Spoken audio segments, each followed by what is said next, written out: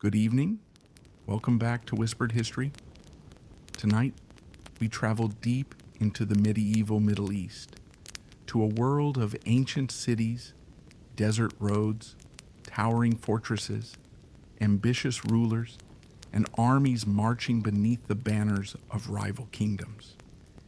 And at the center of our story is a man whose name would eventually echo across centuries: Saladin Yusuf ibn Ayyub. You may know him as Saladin. He would become the Sultan who united much of the Muslim world, the man who defeated the Crusader army at Hattin, the ruler who reclaimed Jerusalem, and the great rival of England's Richard the Lionheart. But Saladin was not born a king. He was not born with an empire waiting for him. He did not begin his life surrounded by magnificent palaces or enormous armies. His story began much more quietly, in a world where power could disappear overnight. So before we follow Saladin into the great battles of his life, let's go back to the beginning, back to a young boy, to a Kurdish family, and to a city called Tikrit. And if you enjoy these slow, immersive journeys through history, take a moment before we begin to like this video, leave a comment telling me where you're listening from, and subscribe to Whispered History. It helps the channel grow, and it means you'll be here when we continue Saladin's story. Now, let the world become quiet, and let us travel back almost 9 centuries. It was the 12th century. The Middle East was a land of extraordinary beauty, but also extraordinary danger. Great cities stood along ancient trade routes: Damascus, Aleppo, Mosul, Cairo, Baghdad. Their markets were filled with merchants, scholars, craftsmen, soldiers, pilgrims, and travelers from distant lands. But beneath the noise of everyday life was a constant struggle for power. Rulers fought rulers. Dynasties rose and disappeared. Generals changed allegiance. Fortresses changed hands. And armies could cross hundreds of miles simply because one prince wanted another prince's city. There was no single Muslim empire controlling the entire region. Instead, the Muslim world was divided between competing rulers and dynasties. And to the west, another power had established itself: the Crusader states. Almost a century earlier, European armies had marched east during the First Crusade. They had captured Jerusalem in 1099. From there, Christian states were established across parts of the eastern Mediterranean. The Kingdom of Jerusalem became the most famous of them. For Christians, Jerusalem was sacred. For Muslims, Jerusalem was also sacred. And so the city became the center of a struggle that would continue for generations. But when Saladin was born, he was simply a child in a military family. His father was Najm al-Din Ayyub. His uncle was Shirkuh, a powerful Kurdish commander. The family belonged to a military class that served different rulers across the region. They understood something very well. In the medieval Middle East, survival depended on loyalty, but loyalty itself could be dangerous. A ruler who was powerful today might be defeated tomorrow. An alliance could suddenly become an enemy.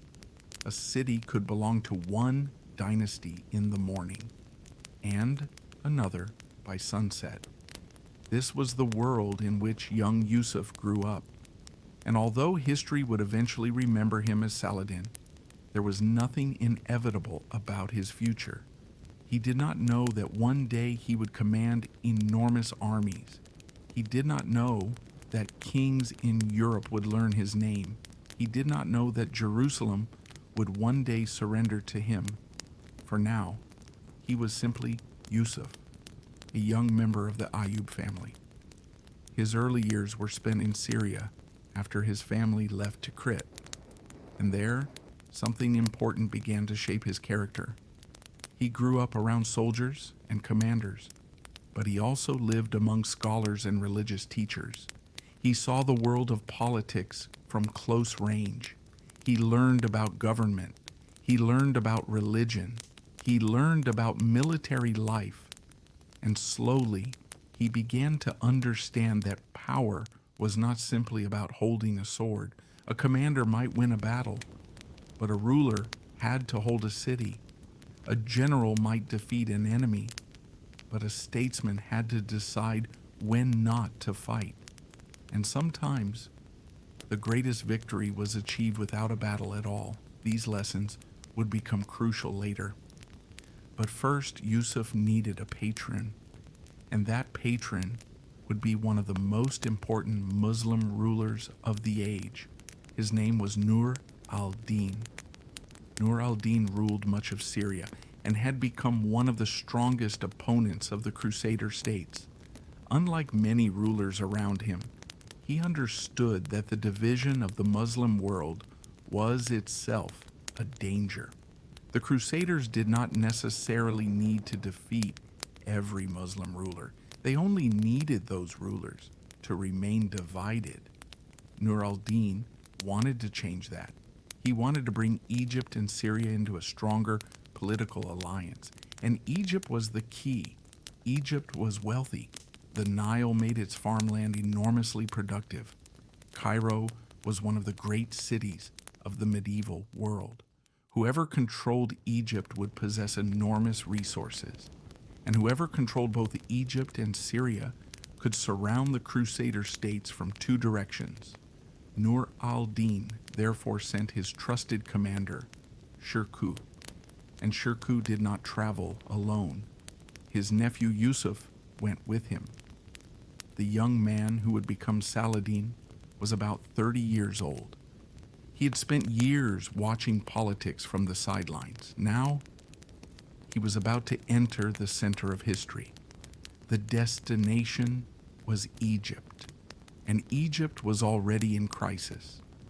Its rulers were fighting among themselves. The Fatimid Caliphate was weakening. The Crusader kingdom wanted influence there.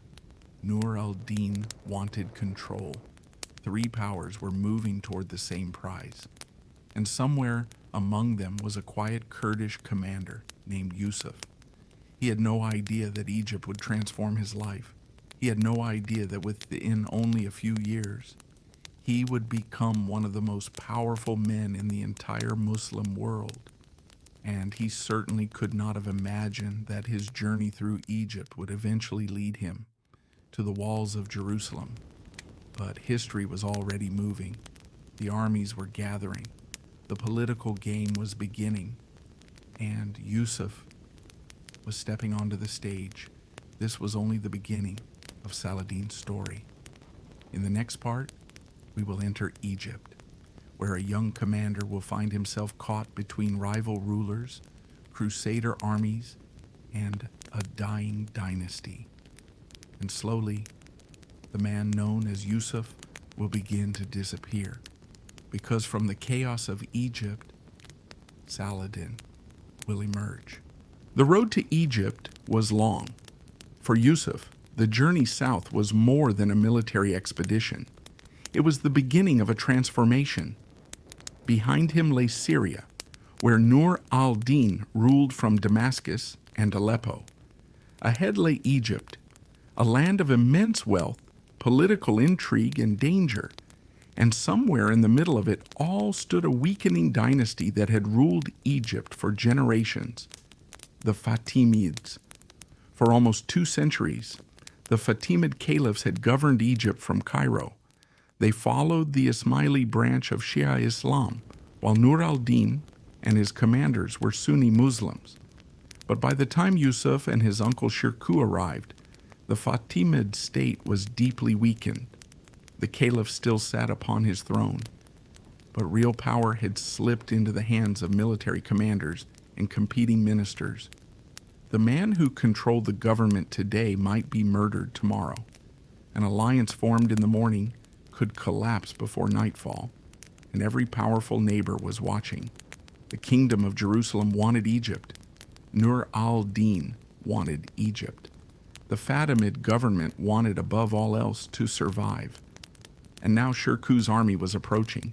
Among the soldiers rode his nephew, Yusuf, quiet, observant, and still far from being the legendary Saladin the world would one day know. The first Egyptian campaign was not a simple conquest. Shirkuh was entering a political maze. The Fatimid vizier, Shawar, had been driven from power and had sought help from Nur al-Din. He promised that if Shirkuh came to Egypt, he would help restore him. But Shawar had another fear. He did not want Shirkuh to remain in Egypt once his own position was secure. And so, almost immediately, the alliance began to crack. Shawar appealed to the Crusader king of Jerusalem, Amalric. Amalric understood exactly what was at stake. If Nur al-Din gained Egypt, the Crusaders would face a powerful Muslim state stretching from Syria to the Nile. That could threaten everything the Crusader kingdom had built. So Amalric marched into Egypt. Now 3 forces were involved: Shirkuh's Syrian army, Shawar's Fatimid government, and Amalric's Crusader army. Yusuf was watching all of it. He was learning. This was not a war where armies simply met on a field. Every movement had a political purpose. Every siege was connected to a negotiation. Every treaty could be temporary, and every ruler was calculating what might happen next. The fighting continued. Shirkuh and Amalric maneuvered across Egypt. Cities became bargaining pieces. Armies moved along the Nile. The desert became another enemy. Supplies were difficult. The heat was exhausting. And all the while, Cairo remained the prize. Eventually, the opposing sides reached an agreement. The foreign armies would withdraw. For a moment, Egypt was left to itself, but the struggle was far from over. Shirkuh returned again, and again Amalric intervened. The second campaign became another complicated contest of movement, negotiation, and warfare. For Yusuf, these years were an education unlike any school could provide. He learned how armies behaved when they were hungry. He learned how commanders negotiated when they were losing. He learned how fear could change political decisions. And he learned something even more important. A ruler did not need to win every battle. Sometimes he only needed to survive until the other side became weaker. This lesson would stay with him for the rest of his life. And came the third campaign. By now, Egypt was exhausted. The Fatimid government was increasingly desperate. Shawar's position was weakening. Amalric wanted control. Nur al-Din wanted control. And Shirkuh returned once more. This time the struggle would reach its climax. Shirkuh moved toward Cairo. Amalric followed. The Crusader king realized that if Shirkuh succeeded, the balance of power in the region could change forever. The armies maneuvered, negotiations failed, and eventually Shirkuh's forces gained the upper hand. Cairo was effectively trapped between rival armies. Shawar's political position collapsed, and in the chaos, Yusuf was rising, not yet as an independent ruler, not yet as a sultan, but people were beginning to notice him. He was disciplined, he was intelligent, he was trusted by Shirkuh, and unlike many commanders who sought glory through reckless attacks, Yusuf understood the value of patience. Still, nobody could have guessed what was coming. In 1169, the struggle finally produced a dramatic result. Shirkuh became vizier of Egypt. The powerful commander from Syria now controlled the government, and Yusuf stood beside him. But Shirkuh's triumph would last only a few months. He died suddenly, and when the dust settled, the position of vizier passed to his nephew, Yusuf. The quiet Kurdish commander had become one of the most powerful men in Egypt. He was still young. He had never expected this. The court was filled with people who doubted him. Some believed they could control him. Others believed he would quickly disappear. And there was another extraordinary complication. The man Yusuf served was the Fatimid Caliph himself, a Shia Caliph. Yusuf was a Sunni commander, yet now he was the chief minister of the Fatimid state. He had entered Egypt as the nephew of a Syrian general. He had emerged as the most important political figure in the country, but he knew that his position was fragile. One mistake could destroy him. One rebellion could bring the Crusaders back. One accusation from Nur al-Din could end his career. So he did something that would become characteristic of his rule. He waited. Yusuf began strengthening his position. He rewarded loyal soldiers. He cultivated relationships with influential officials. He supported Sunni religious institutions. He slowly placed trusted men in positions of authority. And he watched Cairo carefully. The Fatimid Caliph al-Adid remained on the throne, but his authority was increasingly symbolic. The real power was now in Yusuf's hands, and Yusuf was changing Egypt. He began moving the country away from its Fatimid political identity and toward the Sunni world represented by the Abbasid Caliph in Baghdad. But he could not move too quickly. If he openly announced the end of the Fatimid dynasty, the people of Cairo might revolt. So he waited for the right moment. Meanwhile, news traveled north. Nur al-Din was watching. The ruler who had sent Shirkuh to Egypt now had to face an uncomfortable reality. His commander was dead. His commander's nephew ruled Egypt, and Egypt was enormously wealthy. Was Yusuf still his loyal servant, or was a new power beginning to rise? The answer would soon become clear. Then in 1171, the moment came. The Fatimid Caliph al-Adid died, and Yusuf acted. The Friday sermon in Egypt was changed. The name of the Fatimid Caliph disappeared. In its place was the name of the Abbasid Caliph in Baghdad. The Fatimid Caliphate was over. After nearly 200 years, its rule had come to an end. And the man who had made it happen was no longer simply Yusuf. He was becoming known by another name, Salah al-Din, Saladin. But while Cairo celebrated the political transformation, another man was watching from Syria, Nur al-Din. And he was beginning to wonder whether the young commander he had trusted had become too powerful, because Saladin now possessed something extraordinary: Egypt, its wealth, its army, its cities, its enormous agricultural resources, and the loyalty of thousands of soldiers. The man who had entered Egypt as his uncle's junior commander had become a ruler in everything but name. And now he had to decide what to do next. Would he remain obedient to Nur al-Din? Would he return to Syria?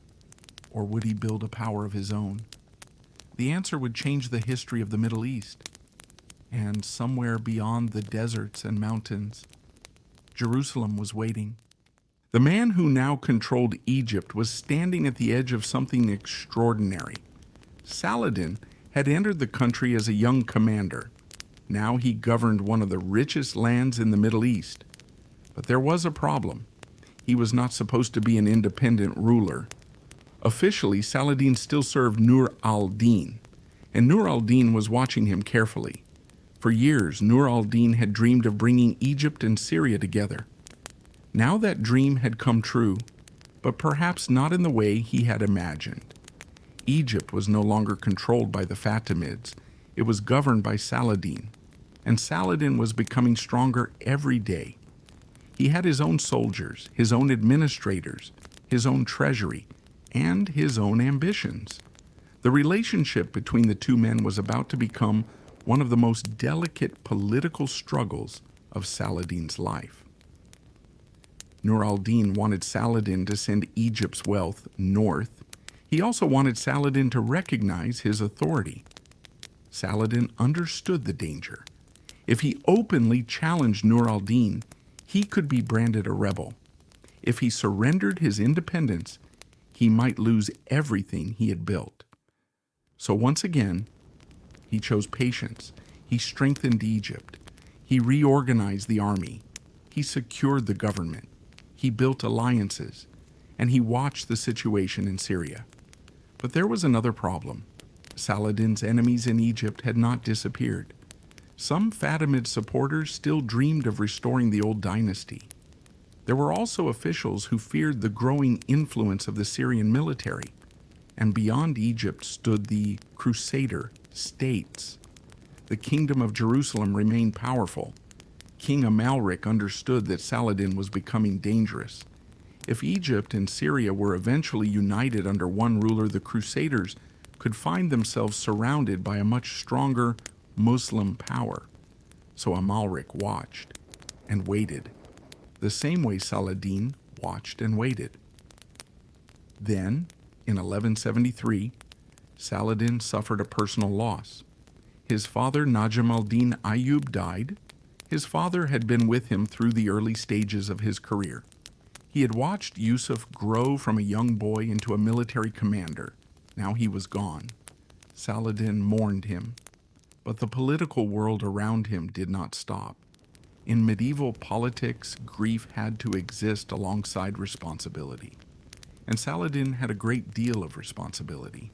Egypt was secure enough for the moment, but Syria remained uncertain. And then, in 1174, the news arrived. Nur al-Din was dead. Everything changed. Nur al-Din had died in Damascus at the age of about 58.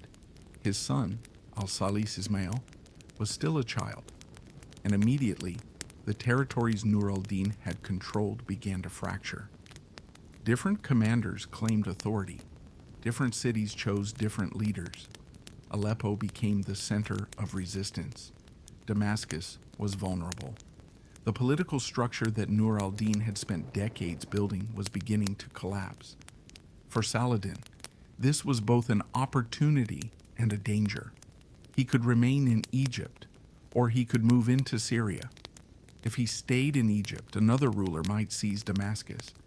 Then Saladin would once again face a divided Muslim world. But if he marched into Syria, he might be accused of trying to steal the inheritance of Nur al-Din's young son. Saladin chose to move north. He claimed that he was protecting the young heir and preserving the unity of Nur al-Din's territories. But there was another reason. He understood that Egypt alone was not enough. If he wanted to confront the Crusader states, he needed Syria, he needed Damascus, he needed the armies of the north. And so, Saladin marched. In 1174, Saladin entered Damascus. The city did not resist him for long. It welcomed him. For Saladin, the capture of Damascus was enormously important. This was the city where he had spent much of his youth. Now he returned as its ruler. He had Egypt behind him. Damascus was now his. But other cities remained outside his control. Aleppo was the most important. The rulers there did not trust him. They believed Saladin was trying to take everything. And perhaps they were right. Saladin wanted unity. But unity under whose leadership? His. That was the difficult truth. Saladin believed the Muslim lands needed one strong political authority to confront the Crusaders. But he also believed he was the man capable of providing it. This mixture of religious purpose and political ambition would define the rest of his career. Saladin began expanding. Some Muslim rulers submitted, others resisted, some negotiated, others sought alliances with the Crusaders. And this created one of the great contradictions of Saladin's story. He wanted to unite Muslims against the Crusaders. Yet to achieve that unity, he sometimes had to fight Muslims. His armies marched against rival rulers. He besieged cities. He demanded submission. He negotiated when possible. He fought when necessary.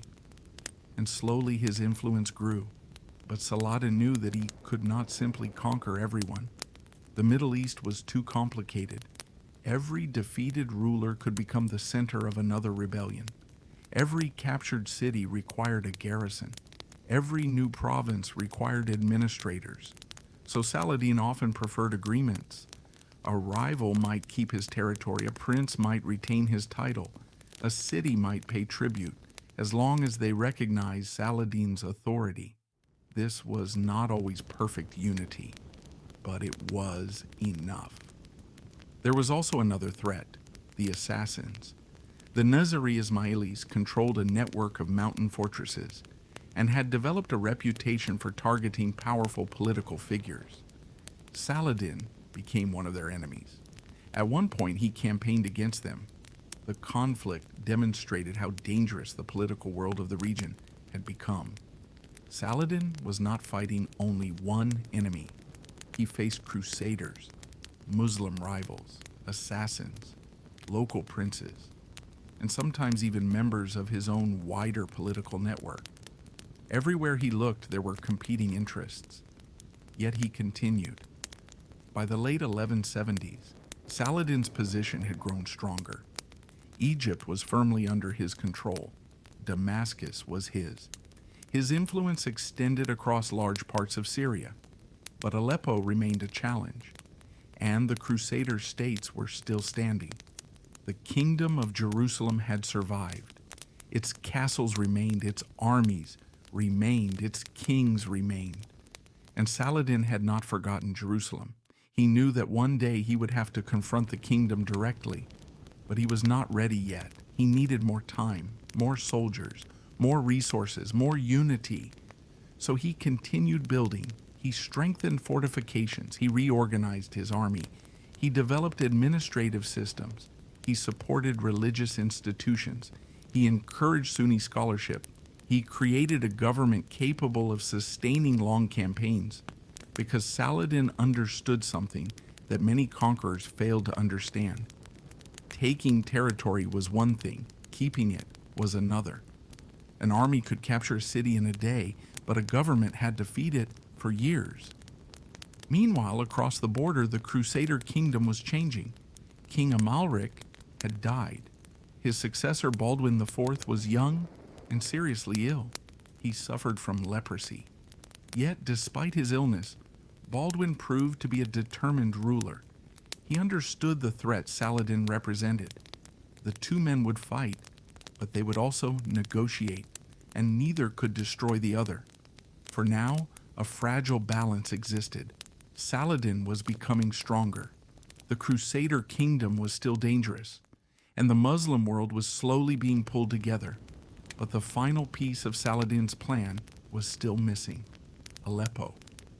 As long as Aleppo remained outside his control, northern Syria could become a base for his enemies.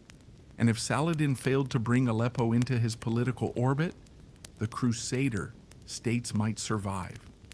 So Saladin turned his attention north. The road ahead would be difficult. There would be sieges. There would be negotiations. There would be betrayals. And eventually, there would be a new political order. Saladin was no longer simply defending Egypt. He was building an empire. And beyond the mountains of Syria, the Crusader kingdom was beginning to realize something terrifying. The divided Muslim world they had faced for generations was disappearing, slowly, patiently, one city at a time.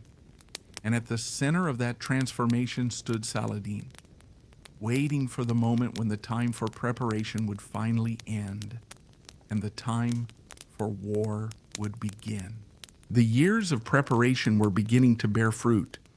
Saladin had Egypt, he had Damascus, he had armies loyal to him, but one great obstacle remained in the north: Aleppo. The ancient city stood at the crossroads of Syria and Mesopotamia. Its walls were strong, its markets were wealthy, its position was strategic. Whoever controlled Aleppo could influence the entire northern frontier, and more importantly, whoever controlled Aleppo could threaten the Crusader states from the north. Saladin understood this, but the rulers of Aleppo understood it too. They had no intention of simply surrendering. The ruler of Aleppo was still connected to the Zengid dynasty. Saladin's rise had already frightened many members of that family. They believed he had taken advantage of Nur al-Din's death. They believed he was destroying the political order Nur al-Din had created, and they were not entirely wrong. Saladin had claimed Damascus. He had expanded his influence. He had defeated rival rulers, and now he was moving toward Aleppo. But there was another complication. The rulers of Aleppo were willing to cooperate with the Crusaders if doing so could stop Saladin. This was a remarkable situation. Muslim rulers were sometimes willing to make agreements with Christian enemies because they feared Saladin more. For Saladin, this proved his central argument. The Muslim states could not defeat the Crusaders while they remained divided, but first he had to convince his rivals to submit. In 1182, Saladin began a major campaign. His army moved through Syria. The objective was not simply to capture cities. He wanted to force the remaining independent rulers into recognizing his authority. Some resisted, others negotiated. Saladin was careful.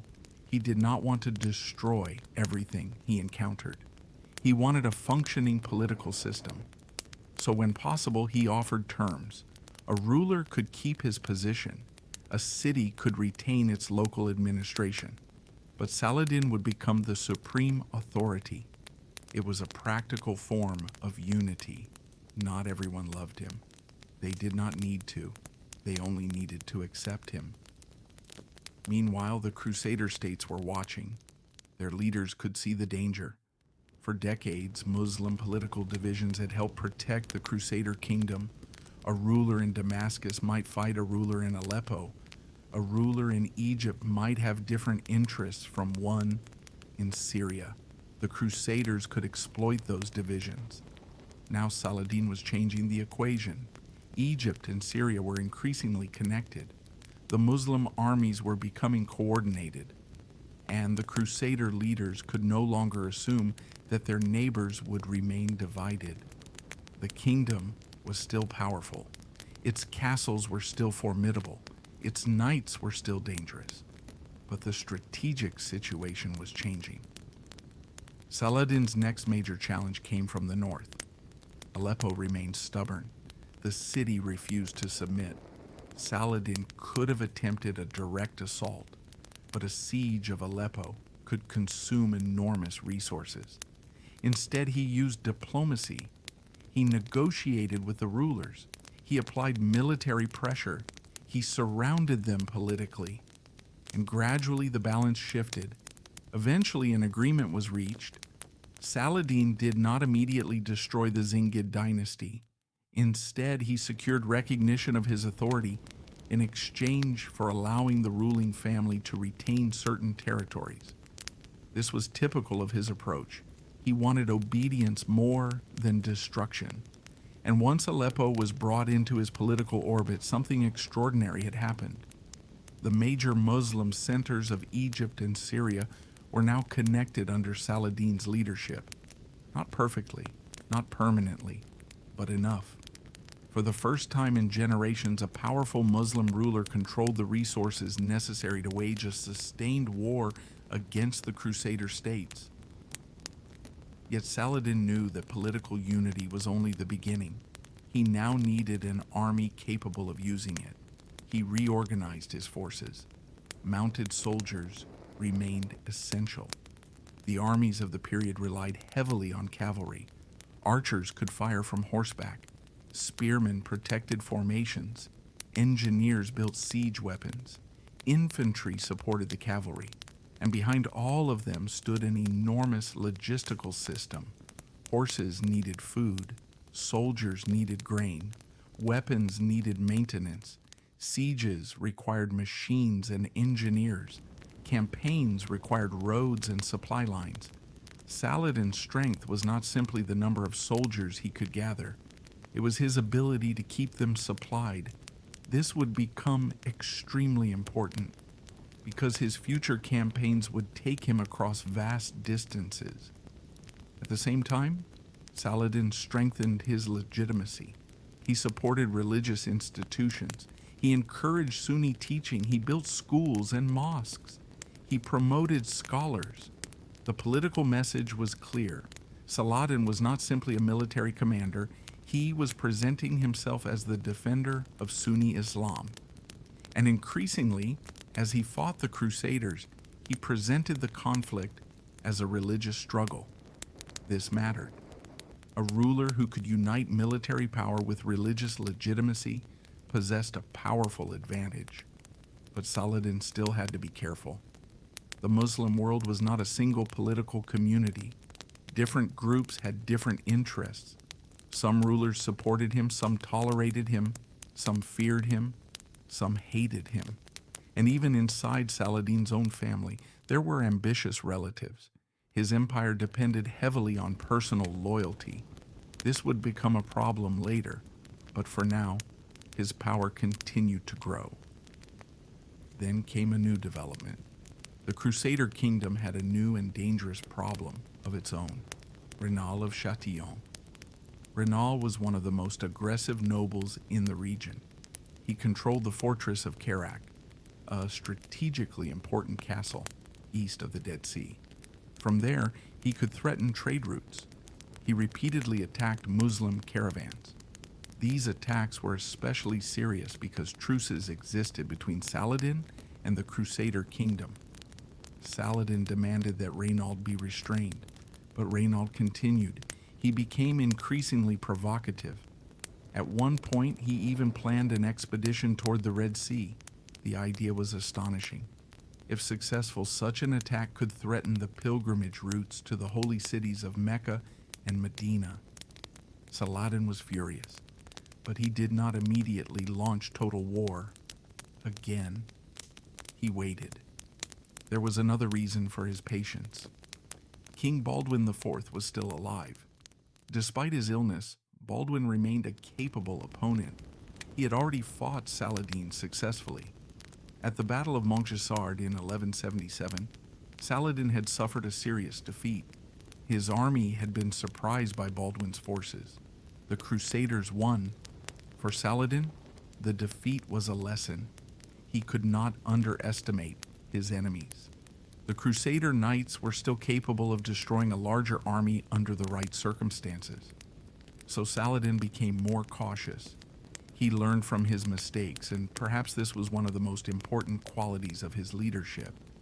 He could lose a battle and continue. A defeat did not destroy his strategy. It simply taught him what he needed to know. As the years passed, Saladin and Baldwin sometimes fought and sometimes negotiated. They were enemies, but both understood that uncontrolled war could destroy them both. Baldwin needed time to preserve the kingdom. Saladin needed time to consolidate his empire. So temporary truces appeared. Then they collapsed. Then new truces were negotiated. It was a strange rhythm. War, peace, negotiation, war again. And behind it all, both sides were preparing for the future. But Baldwin's health continued to deteriorate. And when he died, the political balance would change again. The Crusader kingdom would enter a period of uncertainty. Saladin would become more powerful, and one man would make the situation even more dangerous. Raynald of Chatillon. His attacks would eventually help destroy the fragile peace. And when that happened, Saladin would no longer wait, because by then the pieces would finally be in place. Egypt was secure. Syria was largely united. His army was ready. The Crusader kingdom was divided, and Jerusalem stood at the center of it all. The long preparation was nearly over. The next phase would not be about building power. It would be about using it. And the first great storm was approaching, a storm that would carry Saladin toward the greatest victory of his life. The fragile peace could not last forever. For years, Saladin had watched the Crusader kingdom from across the border. He had fought its armies. He had negotiated with its kings. He had suffered defeats. He had won victories. And through it all, he had been building. Egypt was secure. Damascus was his. Much of Syria had accepted his authority. His armies were larger and better organized. The political divisions among his Muslim rivals had been reduced. Now, he was waiting for the Crusader kingdom to weaken. And slowly, it did. King Baldwin IV, the young king of Jerusalem, who had fought Saladin despite suffering from leprosy, was growing weaker. His illness had become impossible to ignore. He struggled to walk. His hands were becoming increasingly damaged. Yet he continued to rule. He understood the danger surrounding his kingdom. He knew Saladin was growing stronger. And he knew that after his death, the question of succession could tear the kingdom apart. That fear would prove correct. Baldwin eventually died in 1185. He was still young. His death left the Crusader kingdom facing a dangerous political crisis. His successor was a child. And behind the child stood competing nobles with very different ideas about how to deal with Saladin. Some wanted peace, others wanted war. Some believed that the kingdom should avoid provoking Saladin until it had gathered enough strength. Others believed that showing weakness would only encourage him. Among the most powerful figures was Raymond of Tripoli, and another figure was rising, Guy of Lusignan. Guy would eventually become king, but his position was controversial. The kingdom was divided, and Saladin was watching. For Saladin, this was the opportunity he had been waiting for, but he did not immediately attack Jerusalem. Instead, he continued strengthening his position. He secured alliances. He maintained his armies. He watched the political arguments inside the Crusader kingdom. He knew that a divided enemy could destroy itself. And then there was Renaud of Chatillon. Renaud continued to violate truces. His attacks on caravans were becoming a serious problem. Muslim merchants traveling between Syria and Egypt could no longer feel safe. Saladin considered these attacks a direct challenge to his authority, but Renaud went further. He reportedly planned an expedition against the Red Sea. His ships threatened routes connected with the pilgrimage to Mecca. For Saladin, this crossed a line. The holy cities were not simply political possessions. They were among the most sacred places in Islam. If Renaud threatened them, Saladin could no longer treat him as an ordinary border lord. Still, Saladin waited. Then came the moment that changed everything. In 1187, a caravan traveling through the region was attacked. The precise circumstances surrounding the incident are described differently by medieval sources, but the broader crisis was clear. The truce between Saladin and the Crusader kingdom was breaking down. Saladin demanded that Renaud be punished. No punishment came. Instead, the Crusader leadership remained divided. Some wanted to maintain peace, others supported confrontation. Saladin finally made his decision. He would go to war. Not another border raid, not another limited campaign, a full-scale invasion. His army gathered. Thousands of soldiers came from Egypt and Syria. Cavalry assembled. Archers prepared their weapons. Supplies were collected. The banners of different contingents gathered beneath Saladin's command. And somewhere inside the Crusader kingdom, the alarm was beginning. King Guy of Lusignan summoned the nobles. The kingdom needed an army. Not a small force, not a patrol, a great army. The Crusader leadership gathered knights from across the remaining territories. The famous military orders were present: the Templars, the Hospitallers, nobles from the kingdom, knights from different castles, infantry, archers, thousands of soldiers. For the first time in years, the Crusader kingdom could put a substantial field army into the countryside. The question was where to meet Saladin. The Crusaders had choices. They could remain near their strongholds. They could protect their water supplies. They could force Saladin to attack them. But politics complicated everything. The army was not controlled by one mind. Different nobles had different opinions. Some wanted to march, others wanted to wait. and Saladin understood this. He began maneuvering. His army gathered near Tiberias. The city was strategically important. Its position near the Sea of Galilee made it valuable. Raymond of Tripoli had influence there. Saladin's forces attacked the area. The Crusader leadership faced a difficult decision. Should they march toward Tiberias to relieve the city, or should they remain in their fortified camp? Raymond advised caution. He understood the danger. The Crusader army had limited access to water. The road toward Tiberias crossed hot and difficult terrain. Saladin knew this, but other leaders wanted action. They believed that allowing Tiberias to fall would make them look weak. Eventually, the decision was made. The Crusader army would march. It was one of the most important decisions in the entire history of the Crusades. The army left its camp. Thousands of men began moving across the dry landscape. The heat was intense. Water became precious. Saladin watched. He did not need to destroy the army immediately. He only needed to make the march unbearable. His troops harassed the Crusader columns. Mounted archers attacked from a distance. They fired arrows and retreated, then attacked again. The Crusaders tried to maintain their formation, but their horses were suffering. Their soldiers were thirsty. Their movement slowed, and Saladin continued applying pressure. The Crusaders desperately needed water. They were trying to reach the Sea of Galilee, but Saladin's forces were between them and their objective. Smoke began rising across the landscape.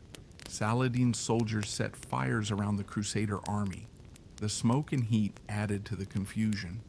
The Crusader army was exhausted. The men were surrounded. Their horses were weak. Their access to water was limited.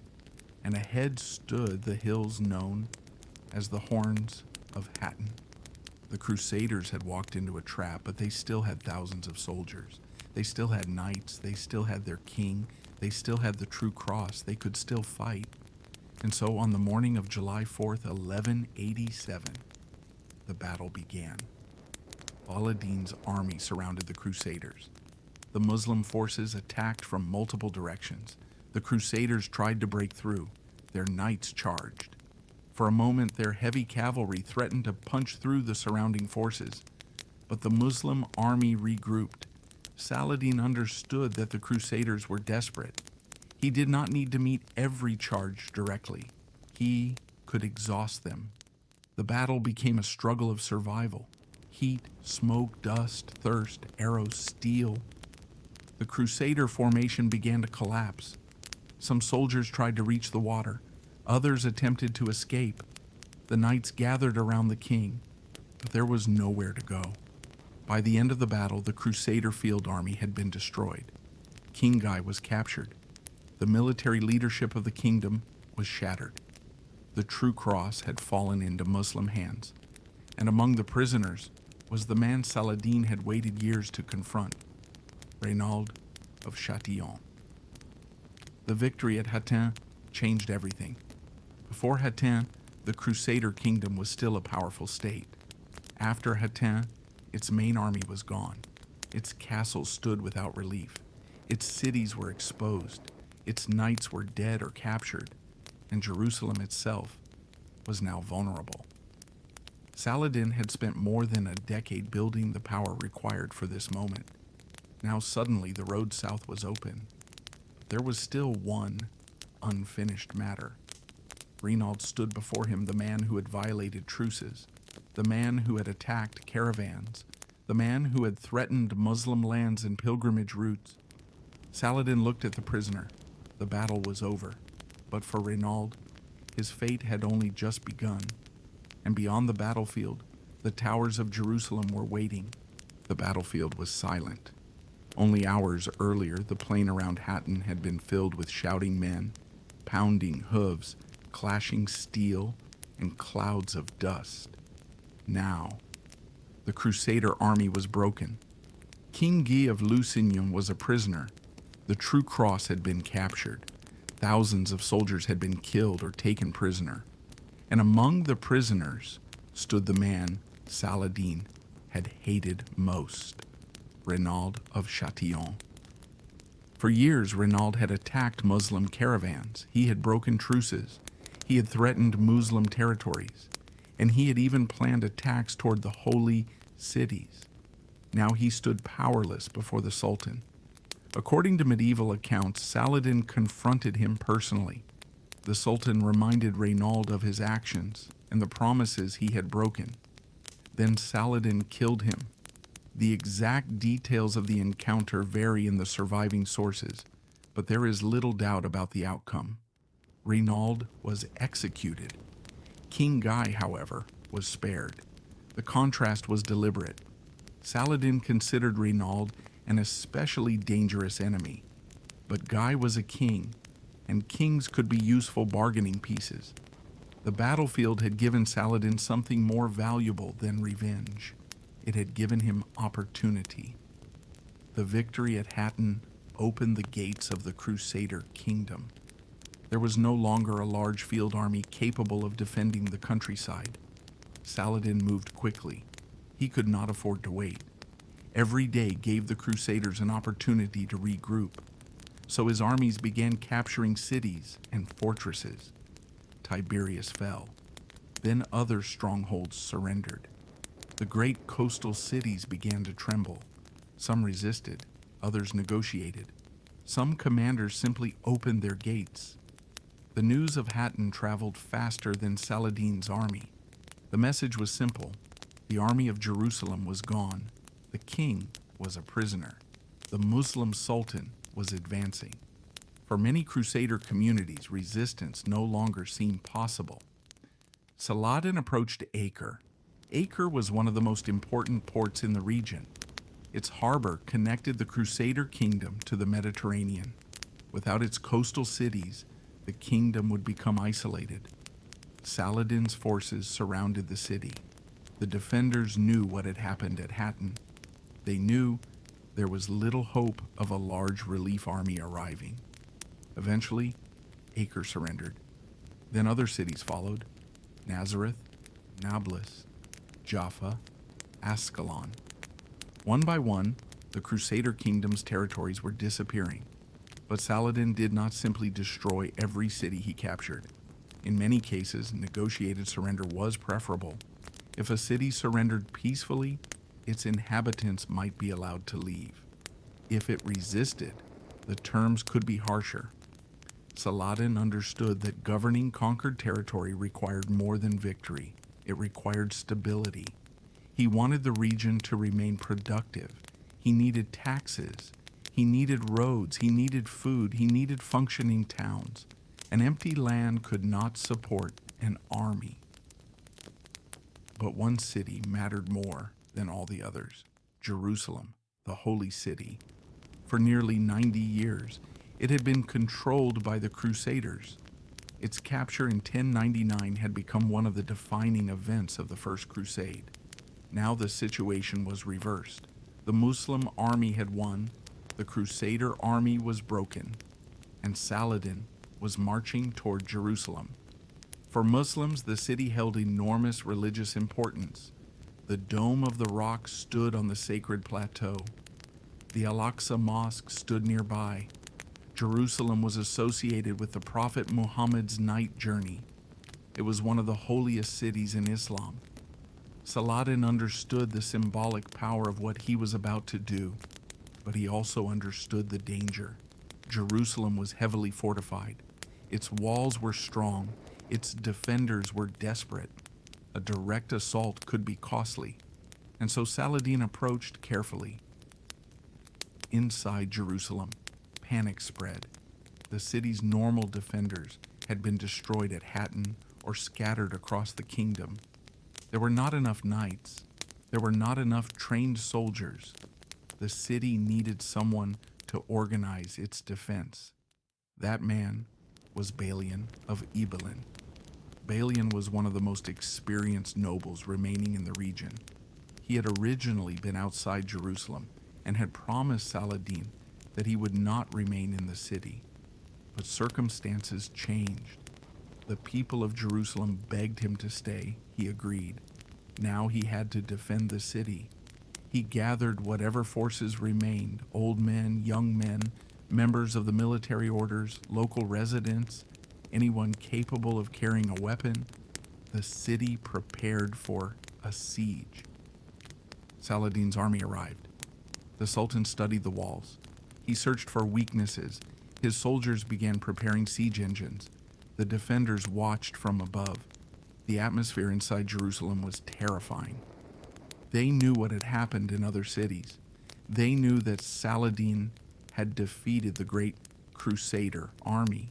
They knew that reinforcements were unlikely, and they knew that if the walls were breached, thousands of people could be trapped inside. The fighting began. Saladin's forces attacked the walls. Arrows flew. Stones crashed down. Siege engines battered the fortifications. The defenders fought desperately. For days, neither side achieved a decisive result. Then Saladin shifted his attack. He moved toward a weaker section of the walls. His soldiers concentrated their efforts. The pressure increased. The defenders realized they could not hold forever. Balian understood the situation. If Jerusalem were stormed, the consequences could be catastrophic. He reportedly warned Saladin that if the city could not be surrendered under reasonable terms, the defenders would fight to the death. They would kill their own families. Rather than allow them to be captured, they would destroy the holy sites. They would burn everything they could. The threat was enormous. Saladin had a choice. He could order an assault or he could negotiate, and he chose negotiation. An agreement was reached. Jerusalem would surrender. Its inhabitants would pay ransom in exchange for leaving safely. Those who could not pay would be vulnerable to captivity. The exact numbers recorded by medieval chroniclers vary greatly, and later accounts sometimes transform the event into legend. But the broader reality is clear. Saladin did not repeat the massacre that had accompanied the Crusader capture of Jerusalem in 1099. The city was taken with far less bloodshed. The difference was remembered. On October 2nd, 1187, Jerusalem returned to Muslim rule. Saladin entered the city. The banners of the Crusader kingdom were lowered. The city that had been controlled by the Christians for almost 9 decades was once again governed by a Muslim ruler. For Saladin, this was the greatest moment of his career, but he did not treat the city simply as a trophy. He began restoring its Islamic institutions. The Dome of the Rock was cleansed and prepared for Muslim worship. The Al-Aqsa Mosque was restored. Religious scholars and officials were brought into the city. The Christian holy places were not simply destroyed. Christian residents and pilgrims remained part of the city's complicated religious landscape. Saladin wanted Jerusalem to become a functioning city under his rule, and more importantly, he wanted the world to understand what had happened.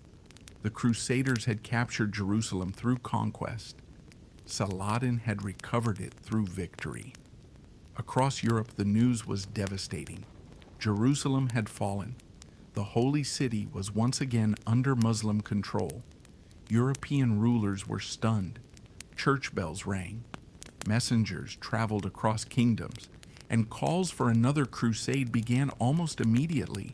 A new generation of European rulers would answer. Among them would be one of the most famous warriors in medieval history, Richard, King of England, Richard the Lionheart. He would eventually cross the Mediterranean with a powerful army. He would capture cities. He would defeat Saladin's forces, and he would come closer to Jerusalem than almost any Christian commander since its fall. But he would face a problem. The man defending Jerusalem was no longer simply the young commander from Egypt. He was now the Sultan of a vast empire. He had united Egypt and much of Syria. He had destroyed the Crusader field army. He had reclaimed Jerusalem, and now Europe was coming for him. The war was far from over. In fact, The greatest test of Saladin's life was still ahead, because the fall of Jerusalem would awaken the might of Europe, and soon ships carrying knights and soldiers would appear on the horizon. A new crusade was coming, and at its head would stand Richard the Lionheart. The news traveled across Europe like a storm. Jerusalem had fallen. For nearly 90 years, the Holy City had been under Crusader rule. Now, in 1187, it belonged once again to a Muslim ruler. Saladin had achieved what generations of Muslim leaders had dreamed of. But he had also created a new danger. Europe would not simply accept the loss of Jerusalem. Kings began preparing for war. Churches called for a new crusade. Nobles took vows. Ships were prepared. And three of the most powerful rulers in Europe would eventually answer the call: the German Emperor Frederick Barbarossa, the French King Philip II, and the King of England, Richard the Lionheart. Saladin knew that Jerusalem would bring a response. He could not assume that victory at Hattin meant the end of the Crusader states. The coast remained dangerous. Several strongholds were still in Christian hands, and the Mediterranean connected the Crusader territories directly to Europe. A new army could arrive by sea. Saladin therefore began strengthening Jerusalem and the surrounding territories. He repaired fortifications, he stationed troops, he reorganized commanders. He prepared for a long war, but he could not control everything. The Crusader territories along the coast were still resisting, and one city in particular would become the center of the coming struggle: Acre. Acre was strategically vital. Its harbor allowed armies and supplies to arrive from Europe. As long as Acre remained in Christian hands, the Crusaders could rebuild. So Saladin moved to secure the city. His forces took positions around it. But then something unexpected happened. The Crusaders counterattacked. Thousands of soldiers arrived by sea. They established a siege around Acre. Now the situation became extraordinary. The Crusaders were besieging Acre from the land. Saladin's army was outside the Crusader army, attempting to break the siege. Inside the city were Muslim defenders. Outside them stood the Crusaders. And beyond the Crusaders was Saladin. It became a war within a war. For months, armies fought around the walls. The conditions were terrible. Disease spread. Food became scarce. Men died from wounds and sickness. Siege engines hurled stones. Ships fought offshore. The ground around Acre became a battlefield filled with tents, trenches, bodies, and broken weapons. Neither side could easily retreat. For Saladin, the stakes were enormous. If Acre fell, the Crusaders would have a secure base. If the Crusaders were defeated, their new invasion could collapse. Then, in 1191, Richard arrived. The King of England had finally reached the Holy Land. He was not an ordinary ruler. Richard had spent much of his life preparing for war. He was experienced, bold, physically courageous, and determined to recover Jerusalem. His arrival transformed the siege. The Crusader army became stronger. The pressure on Acre increased. Saladin attempted to maintain his position, but the defenders inside the city were exhausted. Eventually, Acre surrendered. It was a major setback for Saladin. The Crusaders had regained one of the most important ports in the region. And now Richard was free to continue south. The Sultan understood that the war had entered a new phase. The enemy was no longer a weakened kingdom struggling for survival. Now he faced a European king with fresh troops, supplies, and enormous ambition. Richard and Saladin rarely met face to face. Their armies did the fighting. Their messengers carried demands and proposals. Their commanders exchanged prisoners. Their diplomats negotiated. And yet their names became linked together. Richard, Saladin, the Lionheart, the Sultan, two rulers, two armies, two visions of Jerusalem. Richard wanted the city returned to Christian rule. Saladin wanted to keep it Muslim. Neither was willing to surrender the prize. After Acre, Richard began moving south. His army traveled along the coast. Saladin followed, but he did not immediately attack. He understood Richard's strength. The English king's army was disciplined. Its knights were heavily armed.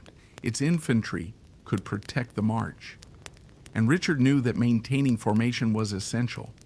So Saladin used another weapon, time. His soldiers harassed the Crusader army. Mounted archers attacked from a distance. They fired arrows, then disappeared. They returned again. The Crusaders had to remain alert constantly.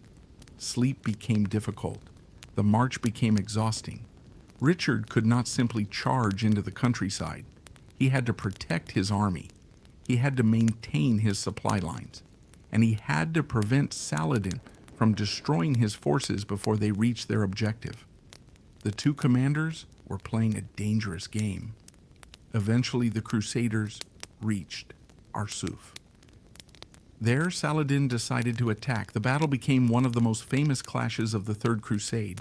Richard's army marched in formation. The Muslim forces surrounded them. Attacks came from different directions. Archers fired continuously. The Crusaders maintained discipline. Richard waited. He understood that if his cavalry charged too early, they could be isolated. So he held them back. The pressure continued. Then came the moment. Richard gave the order. The Crusader cavalry charged. Heavy horses thundered across the battlefield. The Muslim formation was forced back. The Battle of Arsuf ended in a major Crusader victory. Saladin withdrew. Richard had demonstrated that his army could defeat Saladin in open battle, but the Sultan had not been destroyed. And this was important. Saladin had lost the battlefield. He had not lost Jerusalem. Richard continued south. The road led toward the Holy City. The closer the Crusaders came, the greater the tension became. For Richard, Jerusalem was the ultimate objective. For Saladin, it was the city he had reclaimed only a few years earlier. He could not allow it to fall. But defending Jerusalem against Richard would not be easy. The city was inland. The Crusaders controlled important coastal positions. Their supply lines were improving. Saladin's army was tired. The war had already consumed enormous resources, and yet he continued. He moved his forces. He strengthened the city's defenses. He watched the Crusaders. He waited for their next move. Richard, meanwhile, faced his own problems. His army was not united. Some leaders wanted to attack Jerusalem immediately. Others feared that even if the city were captured, it could not be defended. The Crusaders were far from their European homes. Their supply lines stretched along the coast. Every mile inland made the army more vulnerable. And Saladin knew it. He did not necessarily need to defeat Richard in a single battle. He only needed to make the Crusaders realize that taking Jerusalem was not the same as keeping it. The two armies moved closer. At times, the Crusaders could see the hills leading toward Jerusalem. The dream seemed almost within reach, but the reality was more complicated. Richard was fighting not only Saladin, he was fighting distance, weather, supply shortages, political disagreements, and time. Saladin was fighting something too. His army had been campaigning for years. His treasury was under pressure. His soldiers were tired. His empire was enormous, and every additional day of war increased the burden. Neither side could continue forever. Then came the question that would define the final phase of the war. Should Richard attack Jerusalem? Some Crusaders believed they should. Others warned him against it. Saladin's army remained nearby. The city's defenses were strong. And even if the Crusaders captured Jerusalem, could they hold it? Richard knew that a glorious victory could become a disaster if the city could not be supplied. So the Crusaders hesitated. They advanced, then stopped. They discussed, then withdrew. The city remained in Saladin's hands. The moment Richard had crossed the sea to achieve was suddenly uncertain, and for Saladin this was exactly what he needed. He had lost Acre, he had lost the Battle of Arsuf, but he still possessed Jerusalem, and as long as he could keep the city, he could survive.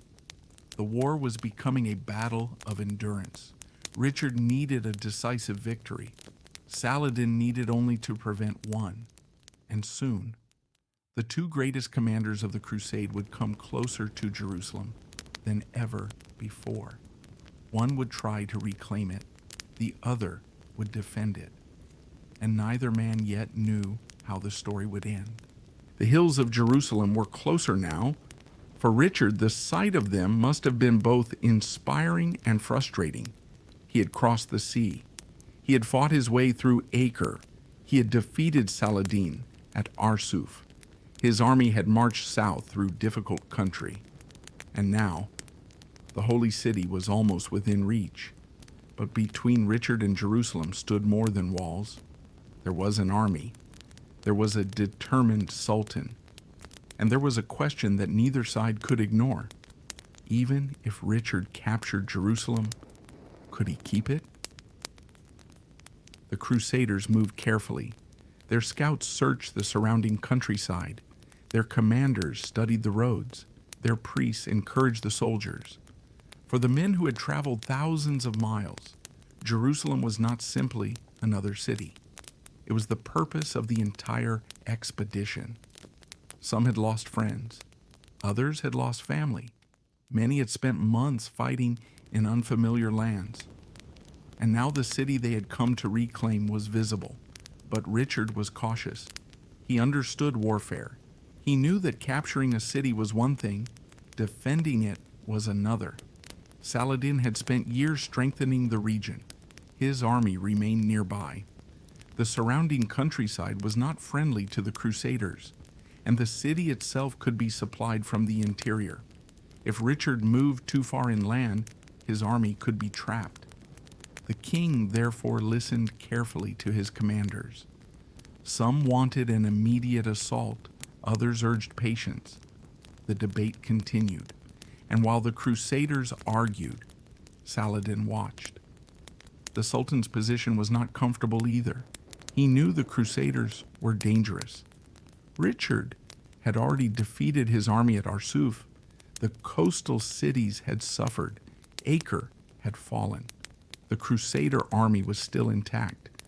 Saladin could not simply charge into battle and hope for another Hattin. This was a different enemy, a different war. Richard's army was disciplined. Its soldiers had experience. Its commanders understood siege warfare. And Richard himself was a formidable battlefield leader. So Saladin chose a strategy that had served him before. He would avoid giving Richard the decisive battle he wanted. He would make the Crusaders spend their strength. He would force them to think about supplies. He would allow distance and exhaustion to become his allies. And above all, he would protect Jerusalem. For a time, the Crusaders advanced.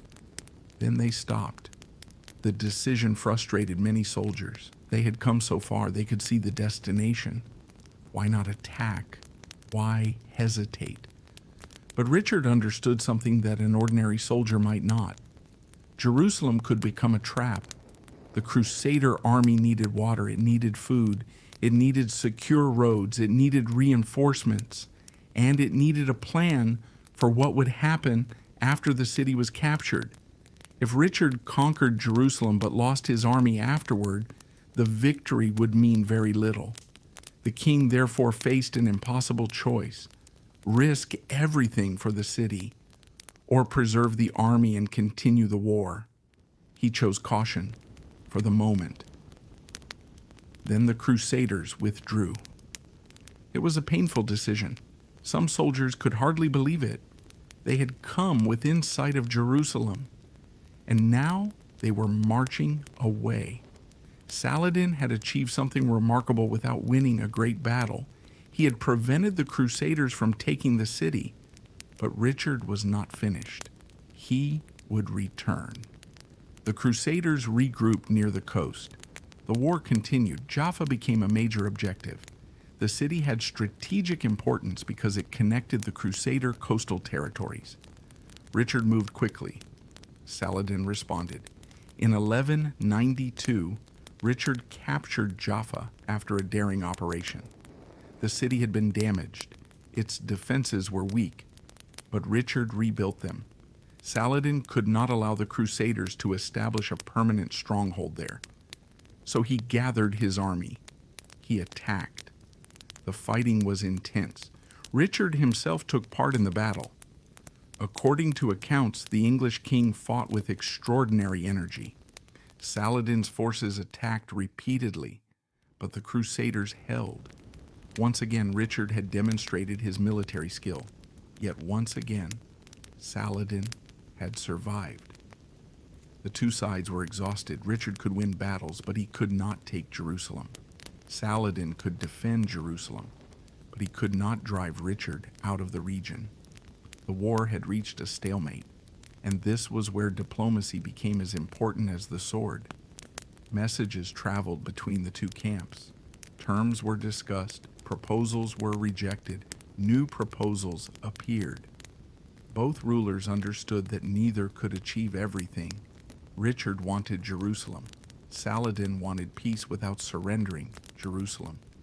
A compromise would have to be found, but before that could happen, there was one final attempt. Richard considered another march toward Jerusalem. Perhaps this time the Crusaders would attack. Perhaps this time Saladin would be forced to fight. The army prepared. But again, the question of supplies and defense returned. The closer they came to Jerusalem, the more difficult the decision became. Imagine the scene. The Crusader soldiers are marching through the hills. The holy city is somewhere beyond them. They have spent years dreaming about this moment. Some carry crosses. Some carry banners. Some carry memories of friends who died at Acre and Arsuf. The road ahead seems to lead directly to Jerusalem, but their commanders know something else.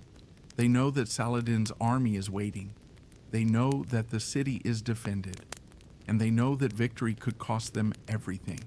So once again, the army hesitates, and once again, Jerusalem remains beyond reach. For Saladin, the strategy was working. He did not need to defeat Richard. He only needed to make Jerusalem too expensive to capture. The Sultan understood the geography of the region. He knew the roads, he knew the climate, he knew the political divisions among the Crusaders, and he knew that Richard's army could not remain in the Holy Land forever. Richard had responsibilities in Europe. His kingdom needed him. His enemies at home were waiting. The longer the crusade lasted, the more dangerous his absence became. Saladin knew that time was on his side. But Saladin was not celebrating. His own empire had suffered enormous strain. The war had cost lives, money, supplies, horses, political stability. The Sultan had been fighting for years. He had faced Crusader armies from Europe. He had defended Jerusalem. He had lost important battles. And now he needed to decide how much longer he could continue. The answer became increasingly clear. Neither side could destroy the other. A settlement was necessary. In 1192, negotiations accelerated. Richard and Saladin reached an agreement. The Crusaders would retain control of much of the coastal territory. Christian pilgrims would have access to Jerusalem, and Jerusalem itself would remain under Muslim rule. Richard had failed to reclaim the holy city. Saladin had failed to remove the Crusaders completely, but each had achieved something. Richard had restored much of the Crusader presence along the coast. Saladin had protected Jerusalem. The war was ending. Richard prepared to leave. The Crusader army began withdrawing. Ships waited along the coast. Soldiers packed their belongings. Some had spent years away from home. Now they were going back. Richard had not achieved his greatest goal. Jerusalem remained Muslim. but he had become famous. His victories at Acre and Arsuf had secured his reputation as one of Europe's greatest warriors. Saladin had also become famous. His defense of Jerusalem had made him a legend. The two men had fought one another for years, yet neither had destroyed the other, and perhaps that was what made their story so memorable. There are many legends about the relationship between Richard and Saladin. Some stories describe great personal friendship. Others describe acts of extraordinary generosity. Medieval writers often transform famous enemies into almost mythical figures. The truth was more complicated. They were rivals. They were rulers. They negotiated because they had to. They fought because they believed they had to. And when peace became more useful than war, they accepted it. That was the reality of medieval leadership. Sometimes courage meant charging into battle. Sometimes it meant knowing when to stop. Richard sailed away. Saladin remained. Jerusalem remained under Muslim control. The Crusader states survived along the coast, but their kingdom had been dramatically reduced. The great invasion from Europe had failed to take the city, and Saladin had accomplished something extraordinary. He had survived the greatest military challenge of his reign, but there was a quiet sadness in what came next. The Sultan, who had spent decades building his empire, was exhausted. His body was failing. The war had taken its toll, and although his name would live for centuries, his own time was running out. Soon the armies would become silent, the banners would be lowered, and the man who had spent his life fighting for power, unity, in Jerusalem would face the one enemy no sultan could defeat: death. Richard was gone. The ships carrying the English king and his soldiers had disappeared beyond the horizon. The Third Crusade was over. Jerusalem remained in Saladin's hands. For the Sultan, it was a victory, but it was not the kind of victory that left a ruler untouched. Years of warfare had exhausted his armies, his treasury, and his own body. Saladin had spent decades fighting. He had marched across deserts. He had crossed mountains. He had besieged cities. He had negotiated with kings. He had faced rebellions. He had fought Muslim rivals. He had fought the Crusaders. And now, finally, there was peace, at least for a while. Saladin returned to Damascus. The city held a special place in his life. He had spent part of his youth there. He had made it one of the centers of his empire. And now, he returned not as a young commander, but as the Sultan, the ruler who had united Egypt and much of Syria, the man who had recovered Jerusalem, the enemy Richard had been unable to defeat. People welcomed him, scholars praised him, poets celebrated him. His reputation had grown far beyond the lands he ruled, but Saladin himself was increasingly aware of his mortality. The years of campaigning had taken a physical toll. He was no longer the energetic commander who had once ridden across Syria with his army. His health was declining, yet there was still work to do. An empire did not govern itself. Saladin's territories stretched across enormous distances: Egypt, Syria, parts of Mesopotamia. The Hijaz was connected to his wider political sphere. Important cities were under the authority of members of his family or trusted commanders.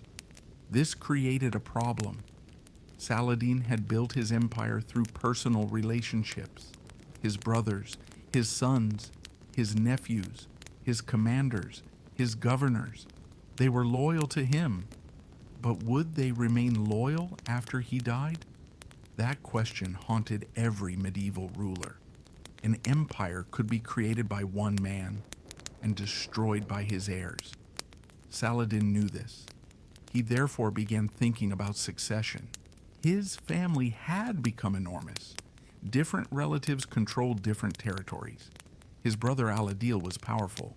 His sons had their own ambitions. His nephew controlled important lands. The Ayyubid family was becoming a dynasty, but dynasties could be dangerous. Saladin had always believed that political unity was essential, but now he faced the reality of his own family. Could they remain united? Could they preserve the territories he had spent his life conquering? Could they defend Jerusalem? Could they keep the Crusader states from expanding again? These questions had no easy answers. Saladin could command his relatives while he was alive. After his death, everything would depend on them. Meanwhile, the Crusader states remained. The treaty with Richard had not destroyed them. Christian forces still held important coastal cities. Acre remained a major center. Tyre remained important.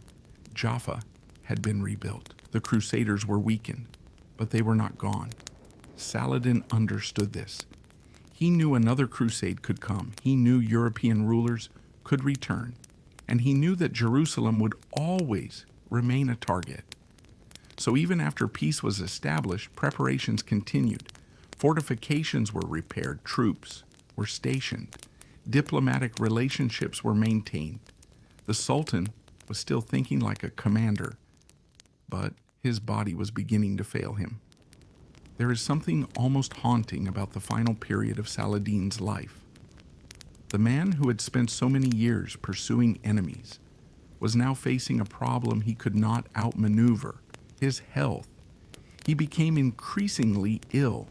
The exact nature of his final illness has been debated, but medieval accounts describe a serious fever and rapid decline. Doctors tried to help him. They could not. The Sultan, who had survived battlefields, was becoming weaker in his own palace. And perhaps for the first time in decades, Saladin had no strategy. No army could help. No fortress could protect him. No treaty could save him. No amount of wealth could purchase more time. As his condition worsened, stories began to spread about the Sultan's final days. One of the most famous traditions concerns his personal wealth. Saladin had ruled one of the wealthiest political territories in the Middle East. He had controlled taxes, cities, trade routes, agricultural lands, armies. Yet when he died, his personal fortune was said to be surprisingly small. The exact details are difficult to verify. Medieval chroniclers sometimes turned the deaths of famous rulers into moral stories, but the image remained powerful. A ruler who had controlled an enormous empire had not died surrounded by unimaginable personal wealth. His resources had been spent on government, war, charity, religious institutions, and the needs of his state. Whether every traditional detail is accurate or not, the story tells us how his contemporaries wanted to remember him as a ruler who had spent his life serving a purpose greater than personal luxury. In Damascus, the news spread. The Sultan was dying. People gathered. Officials waited. Soldiers watched. Scholars prayed. Members of his family arrived. The man who had once seemed almost unstoppable was now approaching the end. And then, in March 1193, Saladin died. He was around 55 years old. The Sultan was gone. His death created uncertainty immediately. His empire did not remain united. His relatives divided territories among themselves. Egypt went one way, Damascus another, Aleppo another. The Ayyubid family began competing for power. This was the great irony of Saladin's life. He had spent decades bringing Muslim territories together. Yet after his death, his own empire began to fragment. The unity he had created had depended heavily on his personal authority. Without him, the political structure became unstable, but something else survived: his legacy. Across the Muslim world, Saladin's name became associated with Jerusalem. He was remembered as the ruler who had recovered the holy city. In the centuries that followed, stories about him multiplied. Some were historical, some were embellished, Some were almost certainly legendary, but together they created an image of Saladin that became larger than the man himself. The generous ruler, the honorable enemy, the brilliant commander, the defender of Islam, the conqueror of Jerusalem, the rival of Richard, the Sultan who united the divided lands. Every generation added something to the story. And in Europe, something unusual happened. Saladin did not remain merely a villain. Medieval Christian writers sometimes admired him. They could not deny his courage. They could not deny his military skill. And stories of his generosity toward defeated enemies became part of European literature. The enemy had become a legend. This is one of the strangest things about history. Sometimes the people who fight each other most fiercely eventually become linked in memory. Richard and Saladin became inseparable. Jerusalem became inseparable from both. Their war became one of the defining stories of the Middle Ages. But if we step away from the legends, who was Saladin? He was not a perfect hero. He was not a flawless saint. He was a medieval ruler. He fought wars. He executed enemies. He conquered cities. He made political calculations. He fought Muslims as well as Christians. He could be merciful. He could also be ruthless. He believed deeply in his religion, and he was deeply ambitious. These things were not contradictions in his world. They were part of being a ruler. His greatness came not from being perfect, but from being extraordinarily effective. He understood the political world around him. He knew when to fight. He knew when to negotiate. He knew when to retreat. He knew when to wait. And he understood, perhaps better than anyone around him, that unity could become a weapon. His story should have ended with his death, but it did not, because the dynasty he created would continue. The Ayyubids would rule Egypt and Syria for decades. Jerusalem would remain Muslim. The Crusaders would continue to fight. New rulers would rise. New wars would begin, and eventually another dynasty would emerge in Egypt. A dynasty that would face the Crusaders again, the Mamluks. But that story belonged to another generation.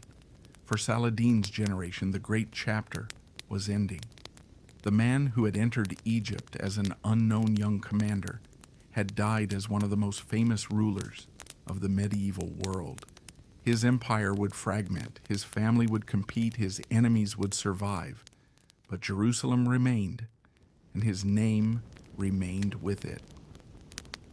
Tonight, when we think of Saladin, it is tempting to imagine the final image as a victorious sultan standing beneath the banners of his army. But perhaps the more powerful image is quieter. A room in Damascus, a dying ruler, a life passing into memory. Outside, the city continues. The markets open, the mosques fill, horses move through the streets. People continue their lives. And somewhere inside that city lies the man who had changed the history of the Middle East. Saladin is gone, but the story is not finished, because the world he created will soon be tested again. His family will fight over his empire. The Crusaders will return. Jerusalem will remain contested, and the Ayyubid dynasty will enter a new and uncertain age. The Sultan has died, but his shadow has only begun to grow. Saladin was gone, but the empire he had built remained, at least for a little while. Across Egypt and Syria, governors, commanders, princes, and members of the Ayyubid family now faced the same question. Who would control the lands Saladin had united? The answer was not simple. Saladin had divided territories among his relatives during his lifetime. His sons had inherited important cities.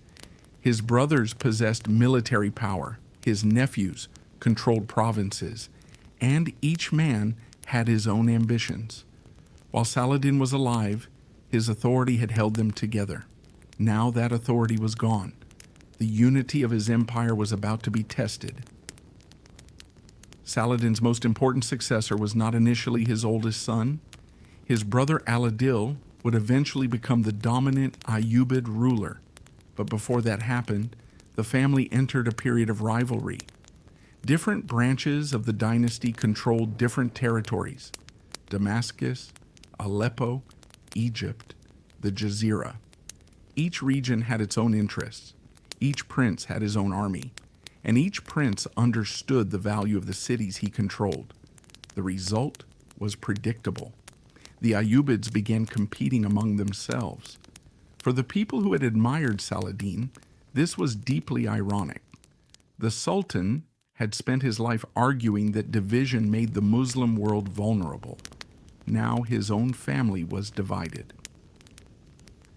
At first, the most powerful figure in Egypt was Saladin's son, Al-Afdal. He inherited Damascus. Another son, Al-Aziz, controlled Egypt. His brother Al-Zahir controlled Aleppo. Other relatives held important territories. The Ayyubid family had become a network of competing rulers, but none of them possessed Saladin's personal authority, and that created opportunities for outsiders. The Crusaders were watching. They understood that the great Sultan was dead. They knew his empire was divided.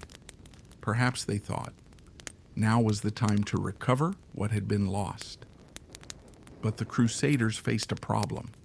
The Ayyubid dynasty was divided politically, yet it remained powerful militarily. Egypt was still wealthy. Syria was still strategically important. Jerusalem was still under Muslim control, and the Ayyubid rulers were not prepared to surrender it. The Crusader states therefore remained confined largely to the coast. Acre became increasingly important.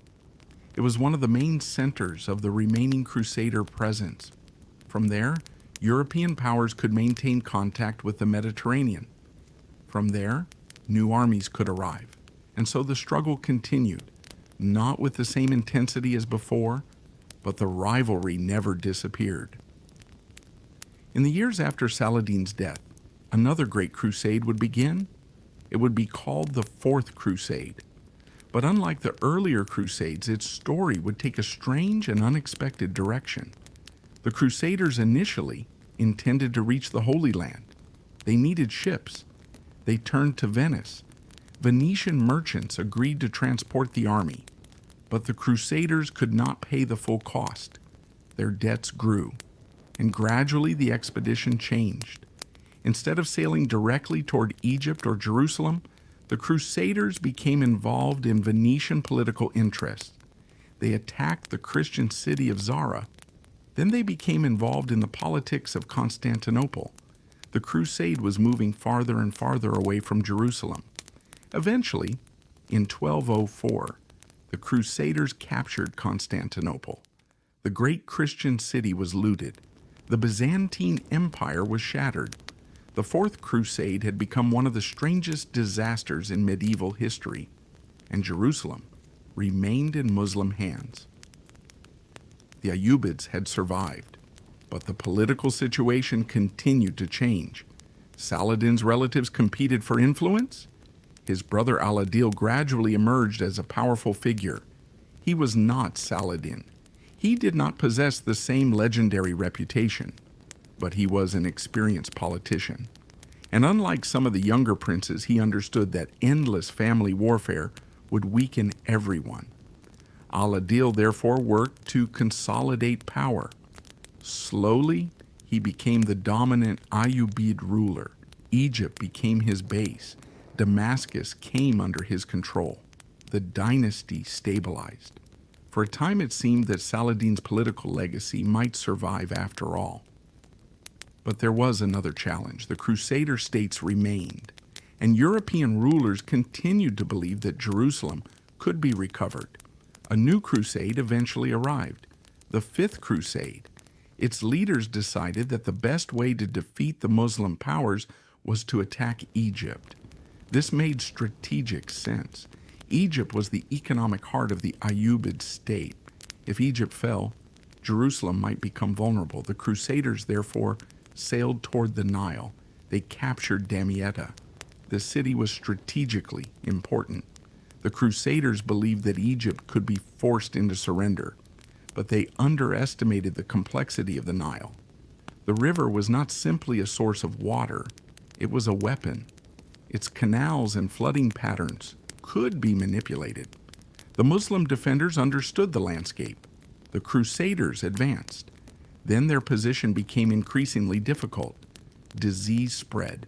Food supplies weakened. The river became dangerous. Eventually, negotiations began. The Crusaders offered to exchange their captured territories for Jerusalem, but the Ayyubid leadership refused to give up the holy city. The Crusaders eventually withdrew. Again, Jerusalem remained Muslim. The story of Saladin was now becoming something larger than the man himself. His successors did not always follow his exact policies, but they inherited his political structure. They inherited his dynasty. They inherited his connection to Jerusalem, and they inherited the idea that Egypt and Syria had to be coordinated if the Crusader states were to be contained. This was Saladin's deeper legacy. He had created a political tradition, not a permanent empire, not a perfectly united Islamic state, but a dynasty strong enough to survive him. Yet the Ayyubid world was not peaceful. Family rivalries returned. Different princes fought over cities. Alliances shifted.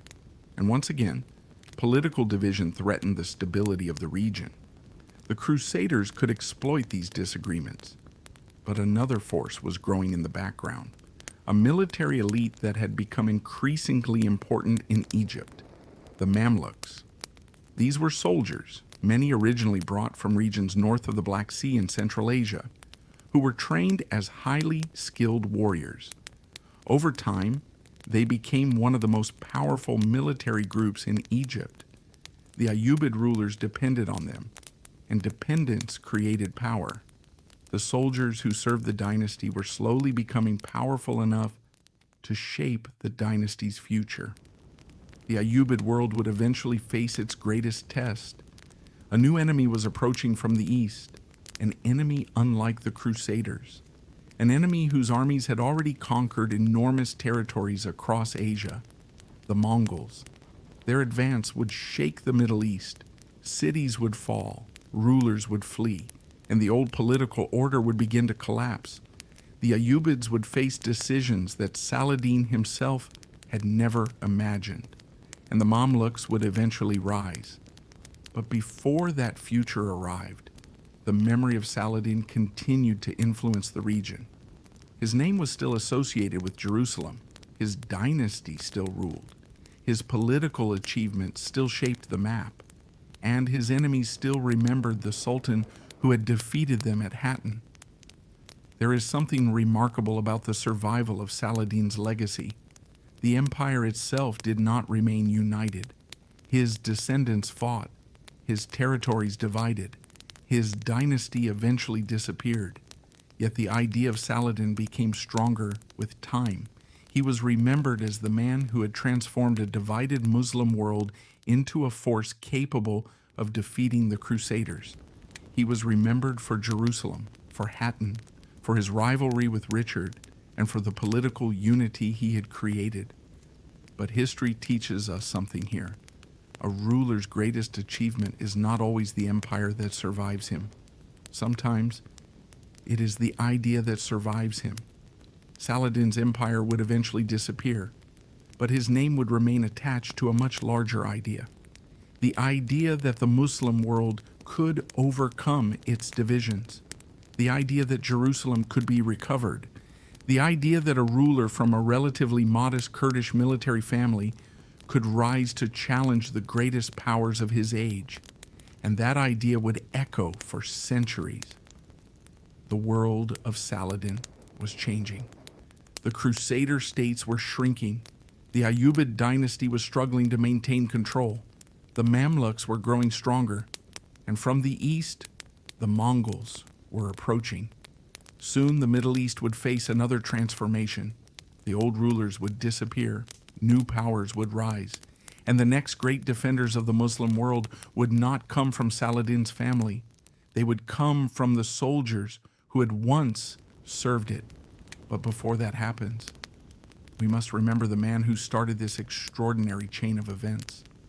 A young boy from Tikrit, a commander in Egypt, a ruler in Damascus, a conqueror of Jerusalem, a rival of Richard the Lionheart, a sultan whose empire could not survive forever, but whose legend could.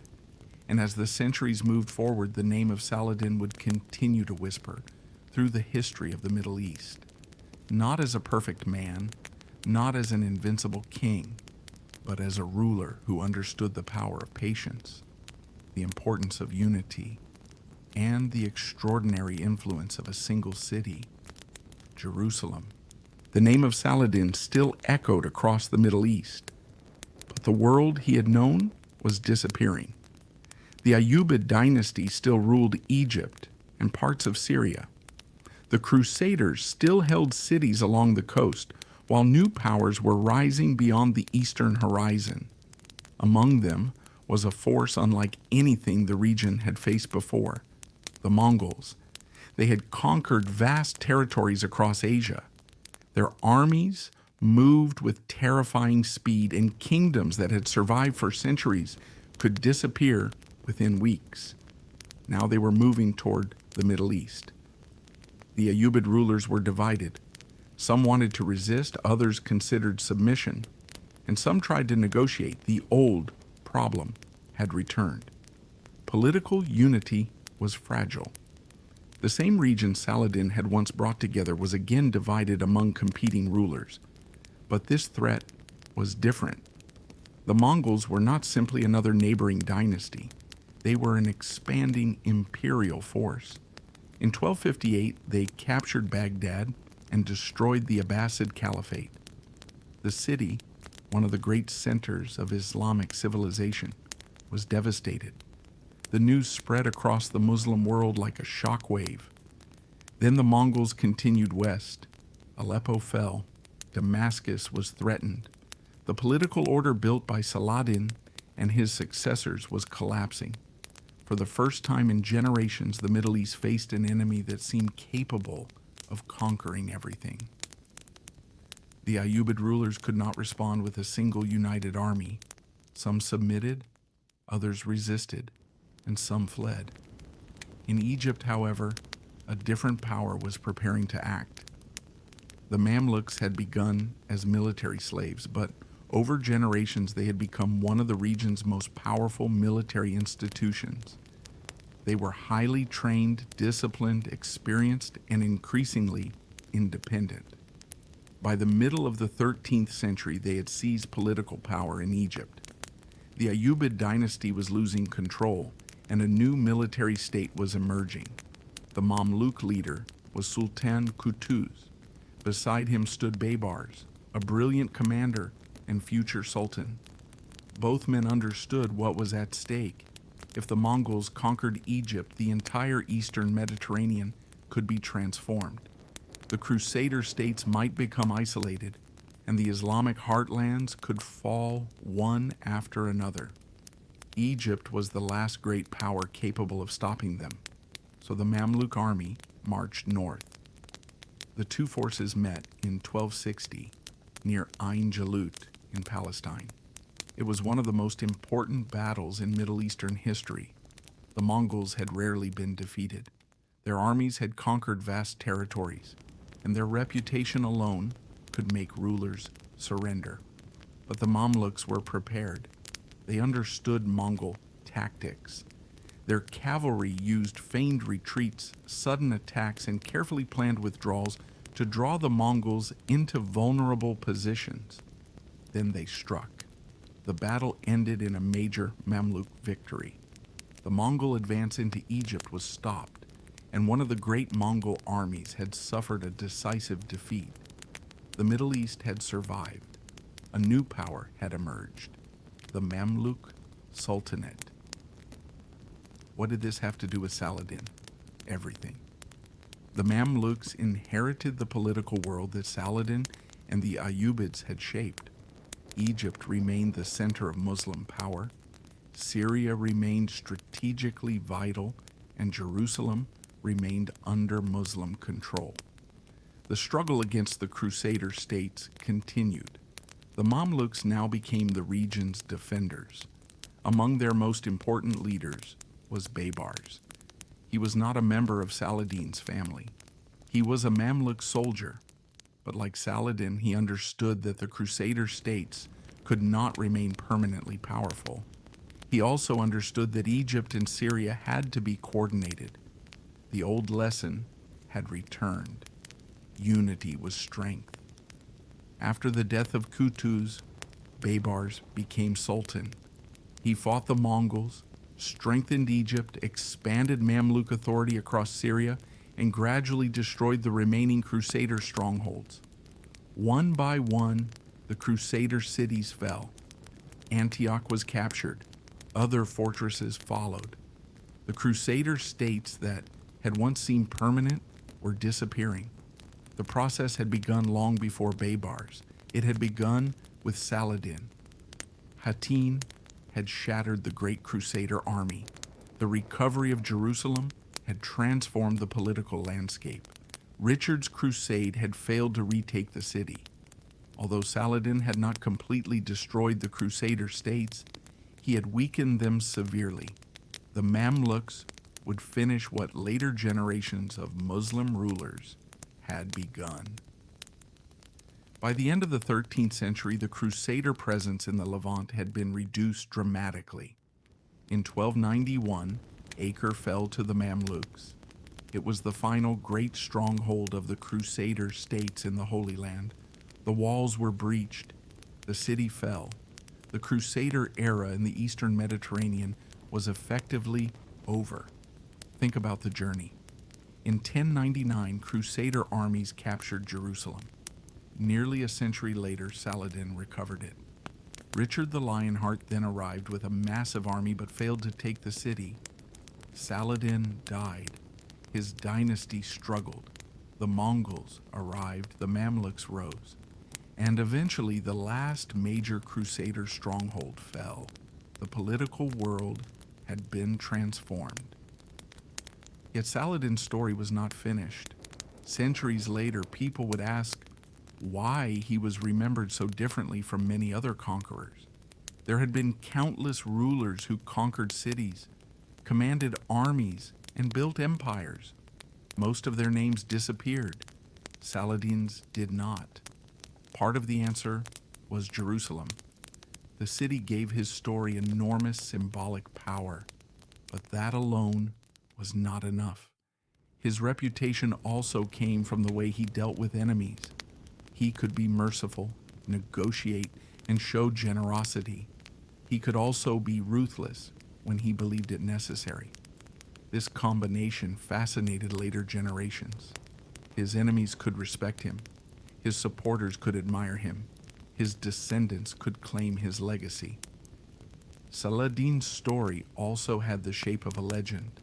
A young man from a Kurdish family, a commander who rose unexpectedly to power, a ruler who brought Egypt and Syria together, a leader who defeated a Crusader army, a conqueror who reclaimed Jerusalem, a warrior who faced Richard the Lionheart, a sultan who died without seeing his empire remain permanently united. It was a story filled with victories and contradictions. Perhaps those contradictions made him human. He was ambitious, religious, political, and military. He was capable of mercy and violence. He was a ruler of his age, not ours. To understand him, we must see the world through the eyes of the 12th century, a world where kingdoms were fragile, war was common, religion shaped politics, and survival depended on military strength. Saladin's greatest achievement was not simply capturing Jerusalem. It was creating the political conditions that made the victory possible. Before him, the Muslim world around the Crusader states was fragmented. Egypt followed one political tradition, Syria was divided among rival rulers, and different princes fought for control of cities. The Crusader states benefited from this division. Saladin changed that. He understood that before he could defeat the Crusaders, he needed to unite enough Muslim power to challenge them. And he did, not perfectly, not permanently, but effectively. That was why Hattin became possible. That was why Jerusalem could be recovered. And that was why the Crusader kingdom never fully returned to the strength it had possessed before 1187. Centuries passed. The Mamluks ruled. Other empires rose. The Ottomans eventually dominated much of the Middle East. Borders, languages, and weapons changed. The Crusades became history, but the memory of Saladin continued in Damascus, Cairo, Jerusalem, and far beyond the lands he had ruled. His name appeared in books, poems, chronicles, paintings, novels, films, and the imagination of generations. Sometimes the historical Saladin disappeared beneath the legend, but the legend itself became part of history. Perhaps that is the final lesson of his life. Empires disappear, armies disappear, castles become ruins, even great dynasties eventually end, but ideas can survive. Saladin's empire did not remain united forever. His descendants fought one another, and his dynasty eventually disappeared. Yet the ideas associated with his name survived: unity, Jerusalem, resistance, leadership, and the belief that a divided people could become powerful when they found common purpose. That was the legacy inherited by the rulers who came after him. The greatest question is no longer simply how Saladin won. It is why his memory survived for so long. Why did Muslims remember him as a hero? Why did some of his Christian enemies remember him with respect? And why, almost 1,000 years later, does his name still appear whenever people speak about Jerusalem and the Crusades? The answer lies not only in what Saladin conquered, but in the kind of ruler people believed he had been. To understand that, we must return once more to the man behind the legend. Long after Saladin's armies had disappeared from the roads of Syria, long after the Ayyubid banners had faded, and long after the Crusader castles had fallen into ruins, people were still telling stories about him. He had lived for only about 55 years, yet his influence escaped the limits of his lifetime. His empire did not last forever. His dynasty divided. His descendants fought. His enemies survived. And yet, his name grew stronger with every generation. Why? Perhaps because Saladin became more than a conqueror. He became an idea. To understand that idea, we must return to the world in which he lived. The 12th century was not a world of modern nation-states. There were dynasties, sultanates, emirates, military households, religious institutions, and powerful cities. Rulers depended heavily on personal loyalty. In such a world, unity was difficult. A ruler might control Damascus one year and lose it the next. An army might serve one prince before changing allegiance to another. A family could be united in the morning and divided by evening. Saladin understood this better than most. That is why his rise was so remarkable. He did not inherit a united empire. He built one. Saladin's unity was not absolute. He did not create a single state stretching across every Muslim land. The Muslim world remained politically diverse. North Africa, Persia, Arabia, and Anatolia all had their own rulers and interests. Even within Saladin's territories, rival ambitions remained. So when we call him the Sultan who united Islam, we should understand what that means. He united enough of the Muslim political world to create a powerful center of resistance against the Crusader states. He brought Egypt and Syria together. He weakened rival dynasties. He strengthened Sunni institutions. And he created a political structure capable of sustaining a long war. His unity was practical, political, military and religious. It did not need to be perfect to be powerful. One of Saladin's greatest strengths was patience. People remember the dramatic moments: Hattin, Jerusalem, Richard the Lionheart, the armies, siege engines, and cavalry. But those victories were prepared through years of work. Saladin secured Egypt. He strengthened Damascus. He dealt with Aleppo. He negotiated with rivals. He built armies, repaired fortifications, and developed relationships with scholars and religious leaders. Only after creating this foundation did he move toward Jerusalem. Great victories are often prepared long before anyone sees them coming. His relationship with his enemies also shaped his legend. Saladin was a warrior. He fought battles, conquered territories, and ordered executions. He could be ruthless, but he also understood the value of mercy. When Jerusalem surrendered, he could have allowed a massacre, as had happened during the conquest of 1099. Instead, the city surrendered through negotiation. Ransoms were established and many inhabitants were allowed to leave. For Saladin, this was not only compassion, it was also politics. A ruler who wanted to govern Jerusalem could not simply turn it into a graveyard. He needed stability and legitimacy. He also wanted the world to see a clear difference between his rule and the conquest of 1099. Whether motivated by faith, strategy, compassion, or all three, the decision became part of his legend. Then came Richard the Lionheart. Richard was one of the few commanders capable of challenging Saladin directly. He captured Acre and defeated Saladin's forces at Arsuf. He restored Crusader control along parts of the coast, and yet he could not take Jerusalem. A powerful European king had crossed the Mediterranean with a massive army and fought his way toward the holy city. But when the war ended, Jerusalem remained Muslim. Richard returned to Europe. Saladin remained in Syria.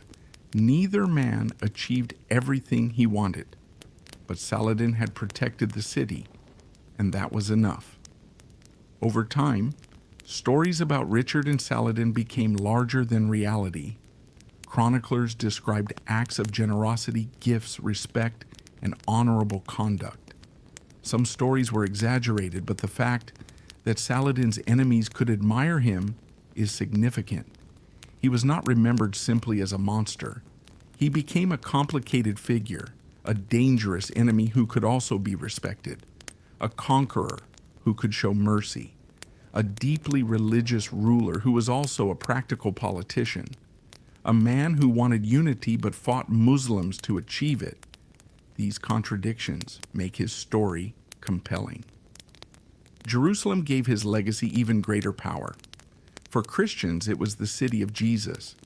For Muslims, it was Al-Quds, one of Islam's holiest cities. For Jews, it was central to their ancient religious history.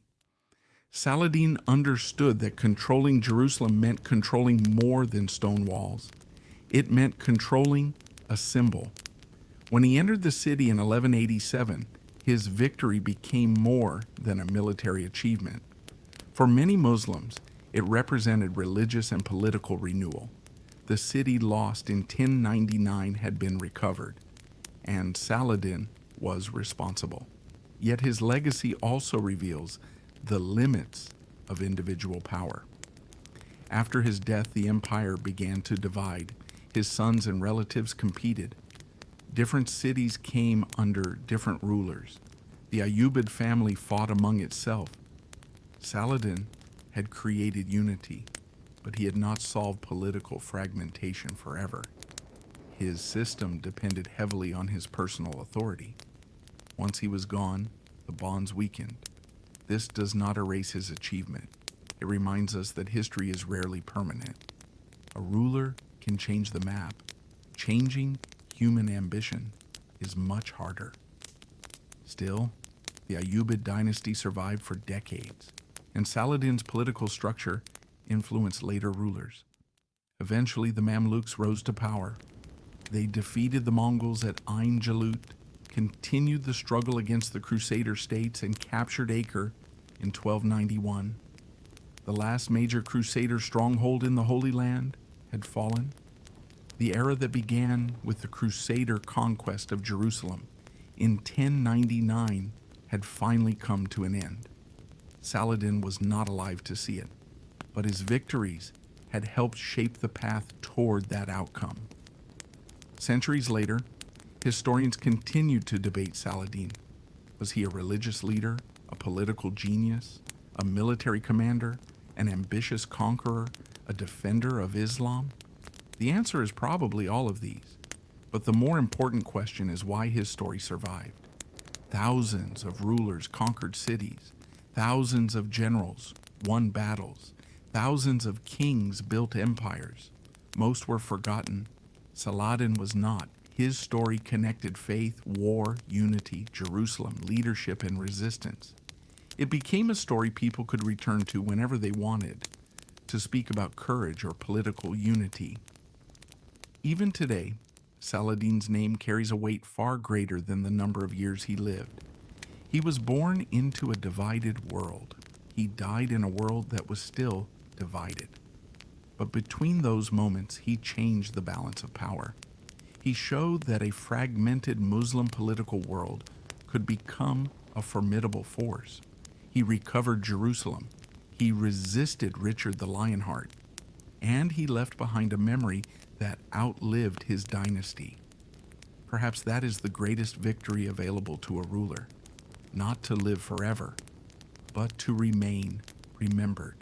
So when we imagine Saladin, let us not picture only the Sultan on a battlefield. Imagine the young Yusuf from Tikrit, a young man following his uncle into Egypt, a commander learning the dangers of politics, a ruler learning patience, a sultan slowly gathering power, a man standing before the walls of Jerusalem, and finally, an aging ruler in Damascus, aware that his life was nearing its end. The legend began with a boy. It was built through decades of choices, some wise, some ruthless, some compassionate, and some controversial. All were human. That may be why his story continues to whisper across the centuries. Saladin was not outside history. He was shaped by it, and powerful enough to shape it in return. The stones of Jerusalem remain, the ruins of Crusader castles remain, the roads of Syria still cross the landscapes he once traveled. And Saladin's name remains in the pages of history. His legend did not end with his death.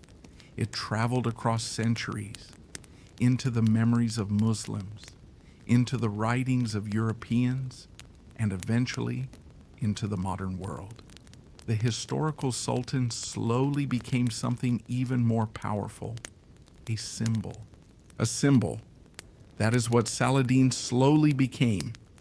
Not simply a ruler who lived in the 12th century, not simply a commander who won battles, not simply the man who captured Jerusalem, but a symbol of something much larger. For Muslims, he became a symbol of unity and resistance. For historians, he became an example of medieval statecraft. Even some of his former enemies remembered him as a formidable and honorable opponent. But this transformation did not happen overnight. It took centuries. As time passed, the historical Saladin and the legendary Saladin began to merge. In the generations immediately after his death, people remembered events while they were still fresh. His family continued to rule. His name remained connected to the Ayyubid dynasty. His victories were part of living memory. But as centuries passed, fewer people remembered the actual man. They remembered stories about his courage, generosity, religious devotion, treatment of prisoners, rivalry with Richard, and recovery of Jerusalem. Some stories were based on real events. Others were shaped by storytellers. Gradually, Saladin became larger than life. History often transforms famous rulers into symbols. Alexander became the great conqueror. Caesar became the image of Roman power. Charlemagne became the great emperor of medieval Europe. Saladin became associated with Jerusalem. That connection was powerful because Jerusalem was not merely a city. It was a sacred landscape where religions, memories, and civilizations intersected. To control Jerusalem was to claim a place at the center of history. Saladin had recovered it. That achievement gave his name extraordinary endurance. His legend also survived because he was a fascinating contradiction. He was a conqueror remembered for mercy. He was deeply religious but also a practical politician. He fought for Islamic unity while sometimes fighting other Muslims to achieve it. He negotiated with enemies he intended to defeat. He could show generosity and ruthlessness within the same lifetime. These contradictions allowed different people to see different versions of him. A Muslim writer could see a defender of Islam. A European chronicler could see a dangerous but admirable enemy. A military historian could see a brilliant strategist. A political historian could see a master of diplomacy. And a storyteller could see a hero. Richard the Lionheart's memory became intertwined with Saladin's. Their conflict became one of the great stories of the Middle Ages. Richard represented the powerful warrior king from Europe. Saladin represented the equally formidable Sultan of the East. They fought for Jerusalem, territory, and prestige, but neither destroyed the other. Richard won important battles. Saladin retained Jerusalem. The final agreement left the Crusaders with parts of the coast while Jerusalem remained under Muslim rule. Richard could return home knowing that he had restored much of the Crusader position. Saladin could remain knowing that he had defended the holy city. History remembered them together. After Saladin, Jerusalem continued to pass through the hands of different dynasties. The Ayyubids eventually disappeared. The Mamluks became dominant. Then the Ottoman Empire rose. Centuries passed, yet Saladin's memory remained attached to the city. The man who had once stood before its walls became part of Jerusalem's cultural identity. In the modern era, Saladin's image became even more powerful. As political movements emerged in the Middle East, leaders searched the past for examples of unity, independence, and resistance. Saladin was an obvious figure to remember. He had confronted foreign armies, united territories, reclaimed Jerusalem, and challenged powerful European rulers. Different people interpreted him differently. Some emphasized his religious identity. Others focused on his political leadership.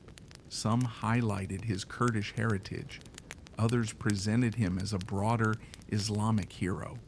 The historical details sometimes became secondary to the symbolism. Saladin became a name associated with strength through unity. But we must be careful. The modern world is very different from Saladin's. He did not think in terms of modern nationalism or nation-states. His loyalties were shaped by dynasty, religion, family, military allegiance, and personal authority. When later generations turned him into a symbol, they sometimes placed modern ideas onto a medieval man. That does not make the symbol meaningless.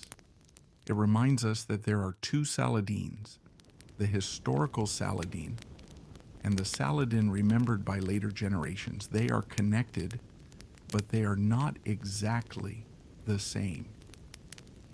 The historical Saladin was complicated. He was ambitious. He wanted power and territory.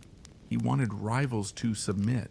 He made strategic calculations.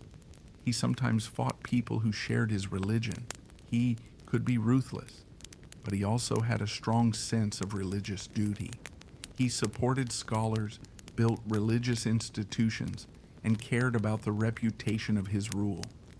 He understood that mercy could serve both moral and political purposes. He was not perfect. That makes his achievements more interesting, not less. Think about the young Yusuf. He was born into a Kurdish military family. Nothing about his childhood guaranteed greatness.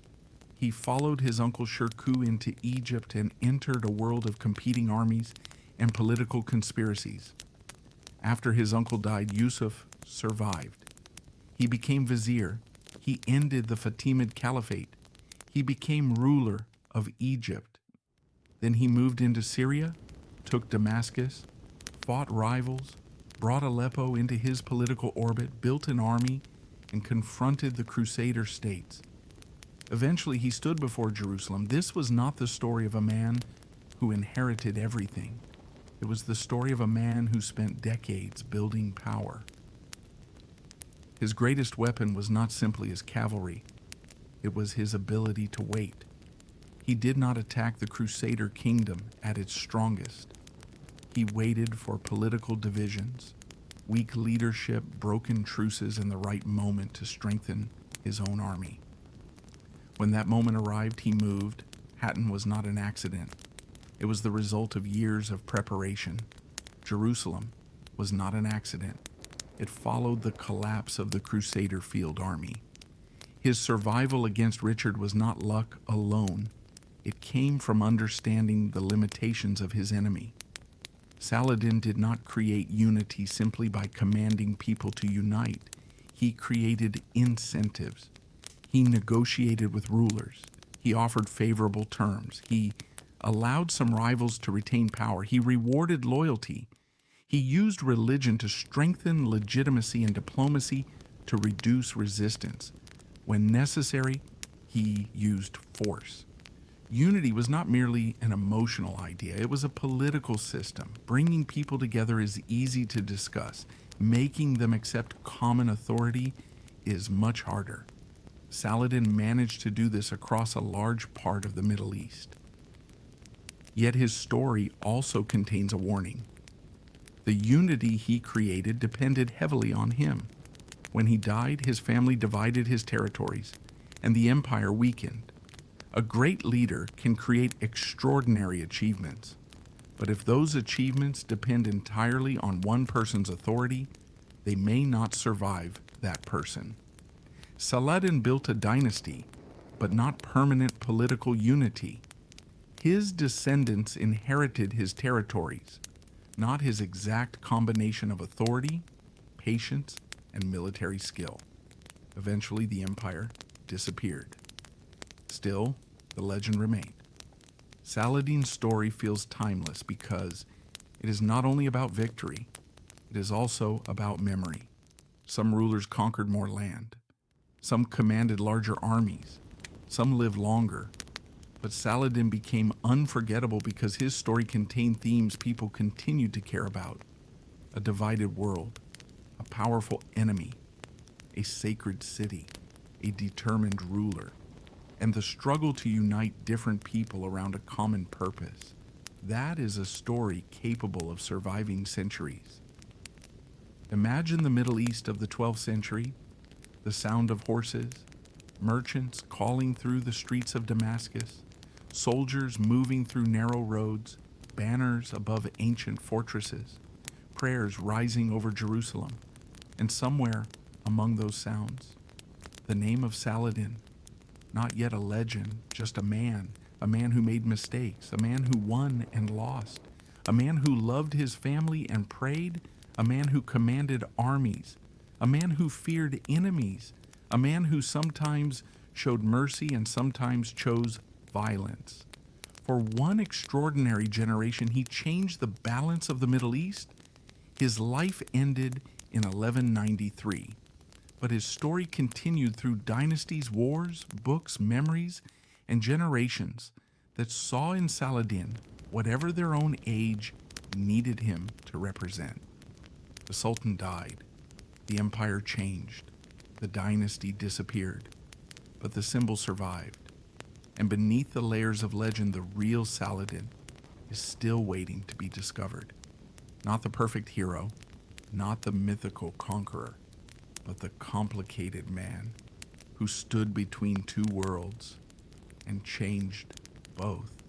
The real Saladin was not a legend, he was a man, born into a world of uncertainty, raised among soldiers and rulers, and shaped by a time when survival depended on courage, loyalty, and political skill.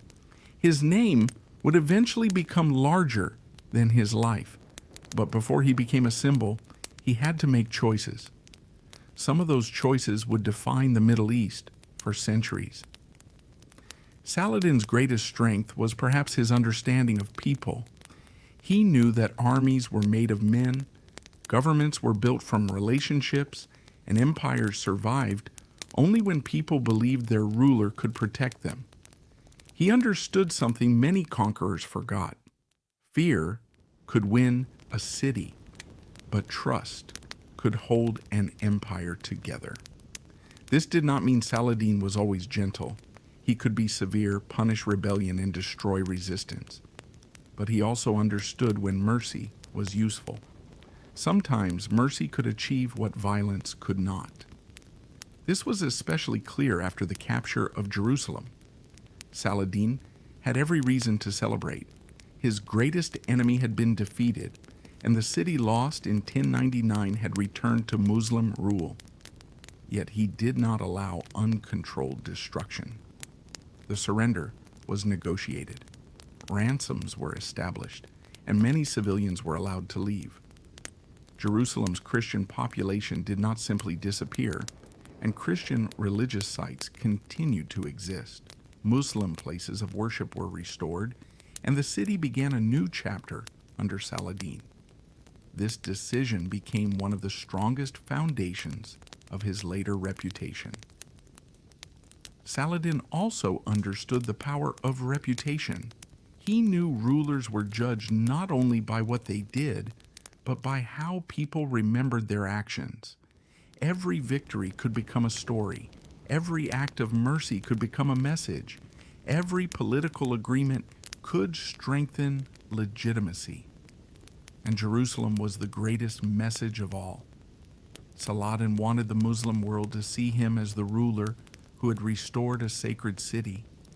He wanted his enemies to understand that the balance of power had changed. His victory was not merely a military conquest. It was the recovery of something sacred. His religious policies were equally important. Saladin supported Sunni institutions, established schools, encouraged scholars, and supported mosques and religious foundations. The goal was partly spiritual, but it was also political. The Fatimid Caliphate in Egypt represented a different branch of Islamic authority. Saladin replaced that system with one aligned with Sunni Islam. He was not simply changing who ruled Egypt. He was changing the ideological foundation of the state. This helped connect Egypt with Syria and became one of the foundations of his power. Yet Saladin's world remained complicated. Muslim rulers did not automatically obey him. Some resisted, some negotiated, and some temporarily allied with his enemies. Saladin sometimes had to fight people who shared his religion. This is why the phrase United Islam can create a misleading image. He did not erase every political division or make every Muslim ruler loyal to him. Instead, he created a powerful coalition under his leadership, strong enough to challenge the Crusader states. That was his achievement. Not perfection, but effectiveness. The same principle appeared in his military strategy.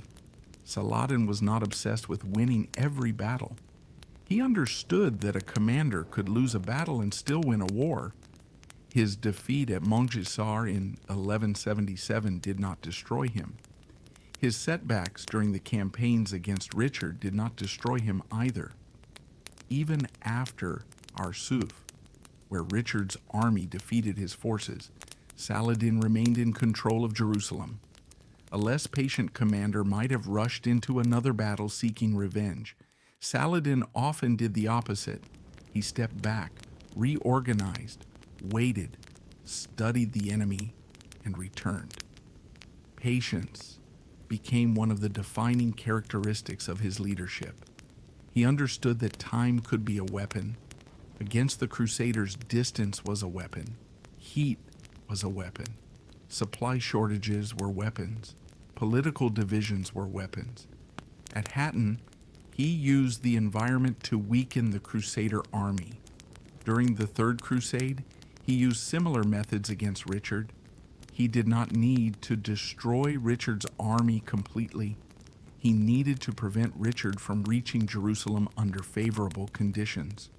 That was enough. Saladin also understood the importance of personal courage. Medieval rulers were expected to lead from the front. A ruler who hid behind his soldiers could quickly lose their loyalty. Saladin appeared in military camps, inspected troops, rode with his army, and shared the dangers of campaigns. His soldiers knew their sultan was not completely separated from them. Leadership in the medieval world was personal. Men followed commanders they trusted and fought for rulers they respected. Saladin worked hard to create that loyalty. Perhaps his greatest achievement, however, was political imagination. He saw that Egypt could not remain isolated and that Syria could not remain divided. He understood that the Crusader states could exploit political fragmentation. So he spent years creating connections. Egypt provided wealth, Syria provided strategic depth, Damascus provided political importance, Aleppo helped secure the northern frontier. Together, these territories created a power base far greater than any one region could provide alone. This was the foundation of Hattin, Jerusalem, and Saladin's legend. But history also reminds us that unity can be fragile. After Saladin died, his territories were divided among relatives. The Ayyubid family competed, and the empire weakened. Later, the Mamluks rose, and then the Mongols arrived. The political map changed again. This does not mean Saladin failed. It means no ruler can completely control the future. He can build institutions, create traditions, and shape political expectations. But he cannot guarantee what his descendants will do. Saladin's empire disappeared. His influence did not. The Saladin remembered today is partly historical and partly created by those who came after him.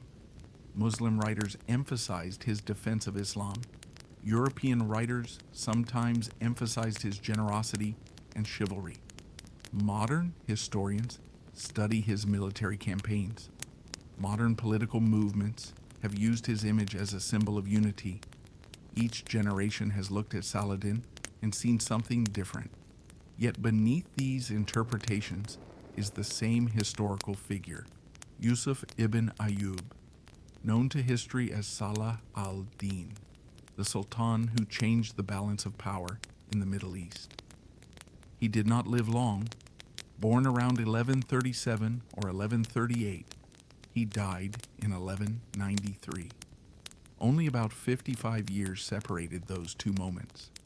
Yet within that short life, he became ruler of Egypt and Syria, defeated one of the greatest Crusader armies ever assembled, recovered Jerusalem, faced Richard the Lionheart, survived the Third Crusade, and left behind a dynasty that influenced the region for generations.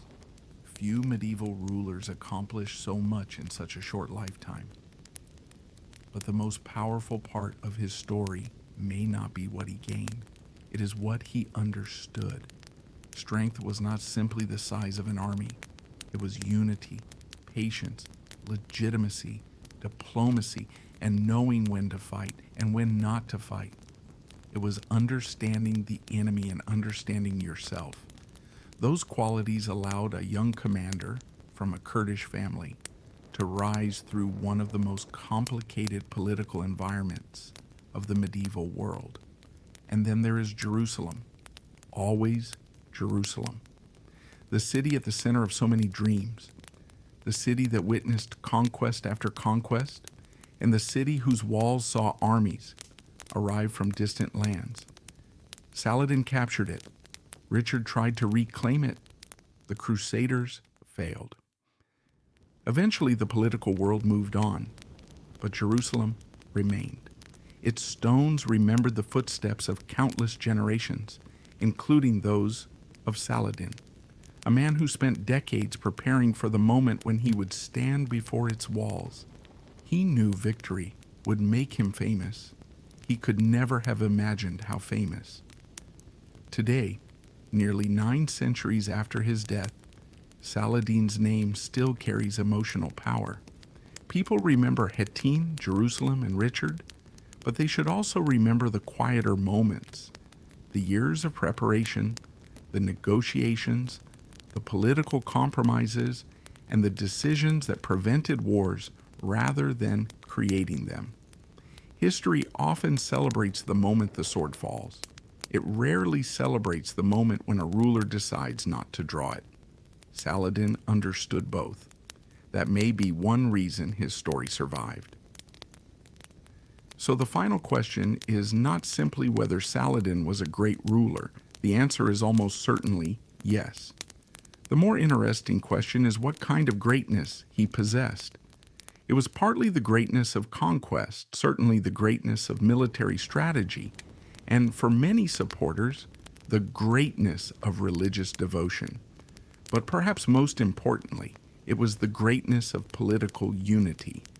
There was also another kind, the greatness of becoming a memory powerful enough to survive the world that created you. Saladin achieved that. His empire disappeared, his dynasty disappeared, his enemies disappeared. Even the political world he knew disappeared. But the story remained, not merely the legend or the symbol, but Saladin himself, the ruler, who lived, fought, prayed, conquered, negotiated, and finally died.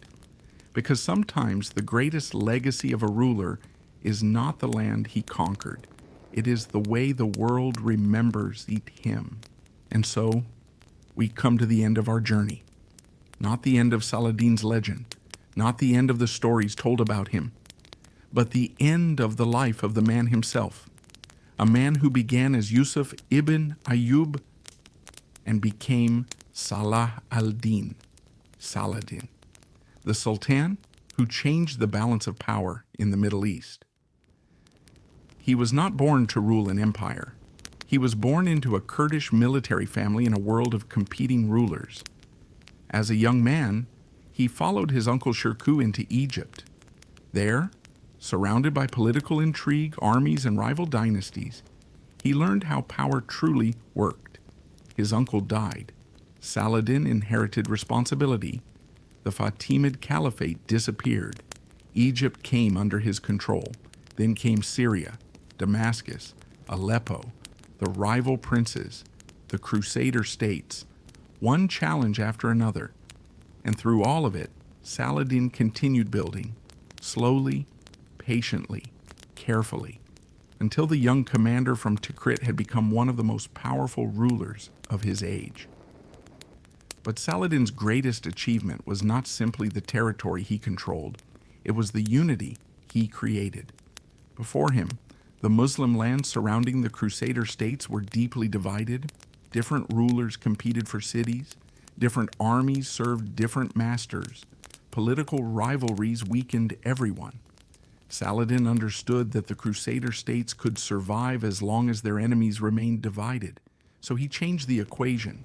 He brought Egypt and Syria into a stronger political structure. He built alliances.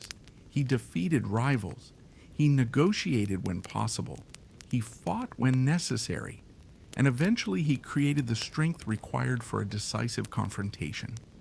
That confrontation came at Hattin.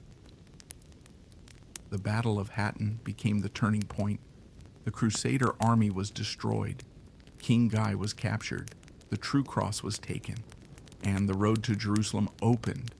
Saladin moved quickly. City after city surrendered. The Crusader kingdom began to collapse. And then he reached Jerusalem. The city that had been captured by the Crusaders in 1099 was once again under Muslim rule. But perhaps the most remarkable part was not simply that Saladin won. It was what he did after winning. He negotiated. He allowed many inhabitants to leave through ransom. He restored Muslim religious institutions. He preserved the city's importance as a sacred place. He did not erase the city. He took responsibility for it, and Jerusalem became the greatest symbol of his reign.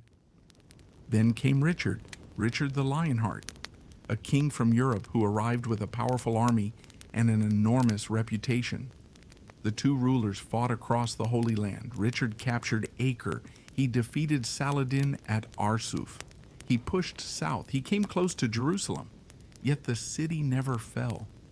Richard could win battles, but he could not force Saladin to surrender the holy city, and Saladin could not drive Richard completely from the coast. Eventually, both men understood the truth. Neither could destroy the other without paying an unbearable price. So they negotiated. Richard left. Jerusalem remained Muslim. Saladin had survived the greatest challenge of his reign. But victory did not make him immortal. After years of war, his health deteriorated. The Sultan returned to Damascus. The man who had spent decades riding across battlefields was becoming weaker, and in March 1193, Saladin died. He was only about 55 years old. The man was gone, but the story had only begun. His empire did not remain united. His sons and relatives divided his territories.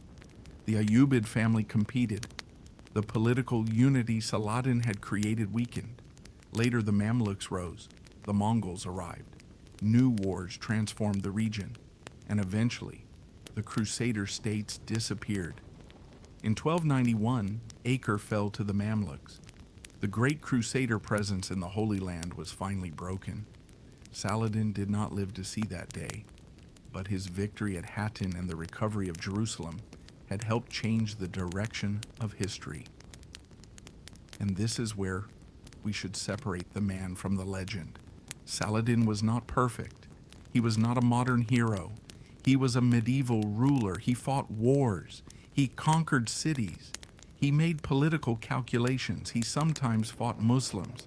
He executed enemies. He could be ruthless, but he could also be merciful. He negotiated. He showed generosity. He supported scholars and religious institutions. He understood the value of reputation. He understood the power of patience. He understood that sometimes the greatest victory was not destroying an enemy, but preventing the enemy from achieving its goal. These contradictions are part of what made him extraordinary. Perhaps that is why his enemies remembered him. Richard did not become Saladin's friend in the simple way that later stories sometimes suggest. They were rivals. They fought one another. They wanted the same city. They wanted victory. But Richard could recognize Saladin's ability, and Saladin understood Richard's strength. Two enemies could respect one another without becoming allies. That is one of the enduring lessons of their story. Respect does not require agreement. Sometimes it is born from understanding how difficult an opponent truly is. And what of the title we gave Saladin, the Sultan who united Islam? Was it completely true? Not literally. He did not unite every Muslim land. He did not erase every political division, and his empire did not remain united after his death. But he did something remarkable. He united enough of the Muslim political world to transform the balance of power. He connected Egypt and Syria. He built a formidable military structure. He gave his cause religious legitimacy, and he created the conditions that made the recovery of Jerusalem possible. That was his achievement, and it was enormous. Perhaps we should return one last time to the young Yusuf, before the palaces, before the armies, before Jerusalem, before the name Saladin became famous. Imagine him as a young man riding through the Middle East. He does not know what the future holds. He does not know that kings will one day fear him. He does not know that European chroniclers will write about him. He does not know that his name will survive for almost 1,000 years. He is simply Yusuf, watching, learning, waiting. And somewhere along that journey, the boy becomes a commander. The commander becomes a ruler. The ruler becomes a sultan. And the sultan becomes a legend. That may be the most beautiful part of history. The people who change the world rarely know how their story will end. Saladin could not see the centuries ahead. He could not know that people would still discuss his life hundreds of years later. He could not know that historians would debate his decisions. He could not know that artists would paint him, that writers would turn him into a hero, that filmmakers would recreate his battles, that modern generations would continue arguing about what he represented. He only knew the world in front of him, and he acted within it. That is what makes history human. Today the castles remain, the walls remain, the roads remain, Jerusalem remains, Damascus remains. The landscapes where Saladin once marched still exist beneath the modern world. But the armies are gone. The banners are gone. The sounds of medieval battle have disappeared. And the Sultan himself has been dust for more than 8 centuries. Yet his name remains Saladin, a name connected to unity, to Jerusalem, to Hattin, to Richard, to courage, to patience, to power, and to the complicated relationship between history and legend.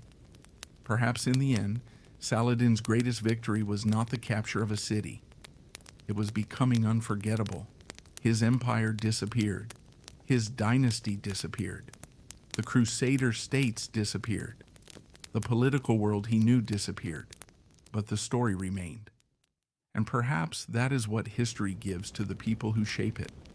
Not immortality, but memory. So tonight, as we leave the world of Saladin behind, remember him not as a perfect hero or a mythical conqueror. Remember him as a man shaped by his time, a man who made difficult choices, a man who fought, a man who negotiated, a man who won, a man who lost, a man who believed in unity, and a man who, for one extraordinary lifetime, changed the course of history. The Sultan is gone. The armies are silent. The banners have fallen. But somewhere, in the ancient streets of Jerusalem, the story still whispers. And perhaps that is why, after almost 9 centuries, we are still listening. Thank you for spending this journey with Whispered History. If you enjoyed this story, like the video, leave a comment, and subscribe for more long-form journeys into the forgotten, fascinating, and sometimes haunting world of history. Until next time, good night. And remember, history never truly falls silent. Sometimes, you simply have to listen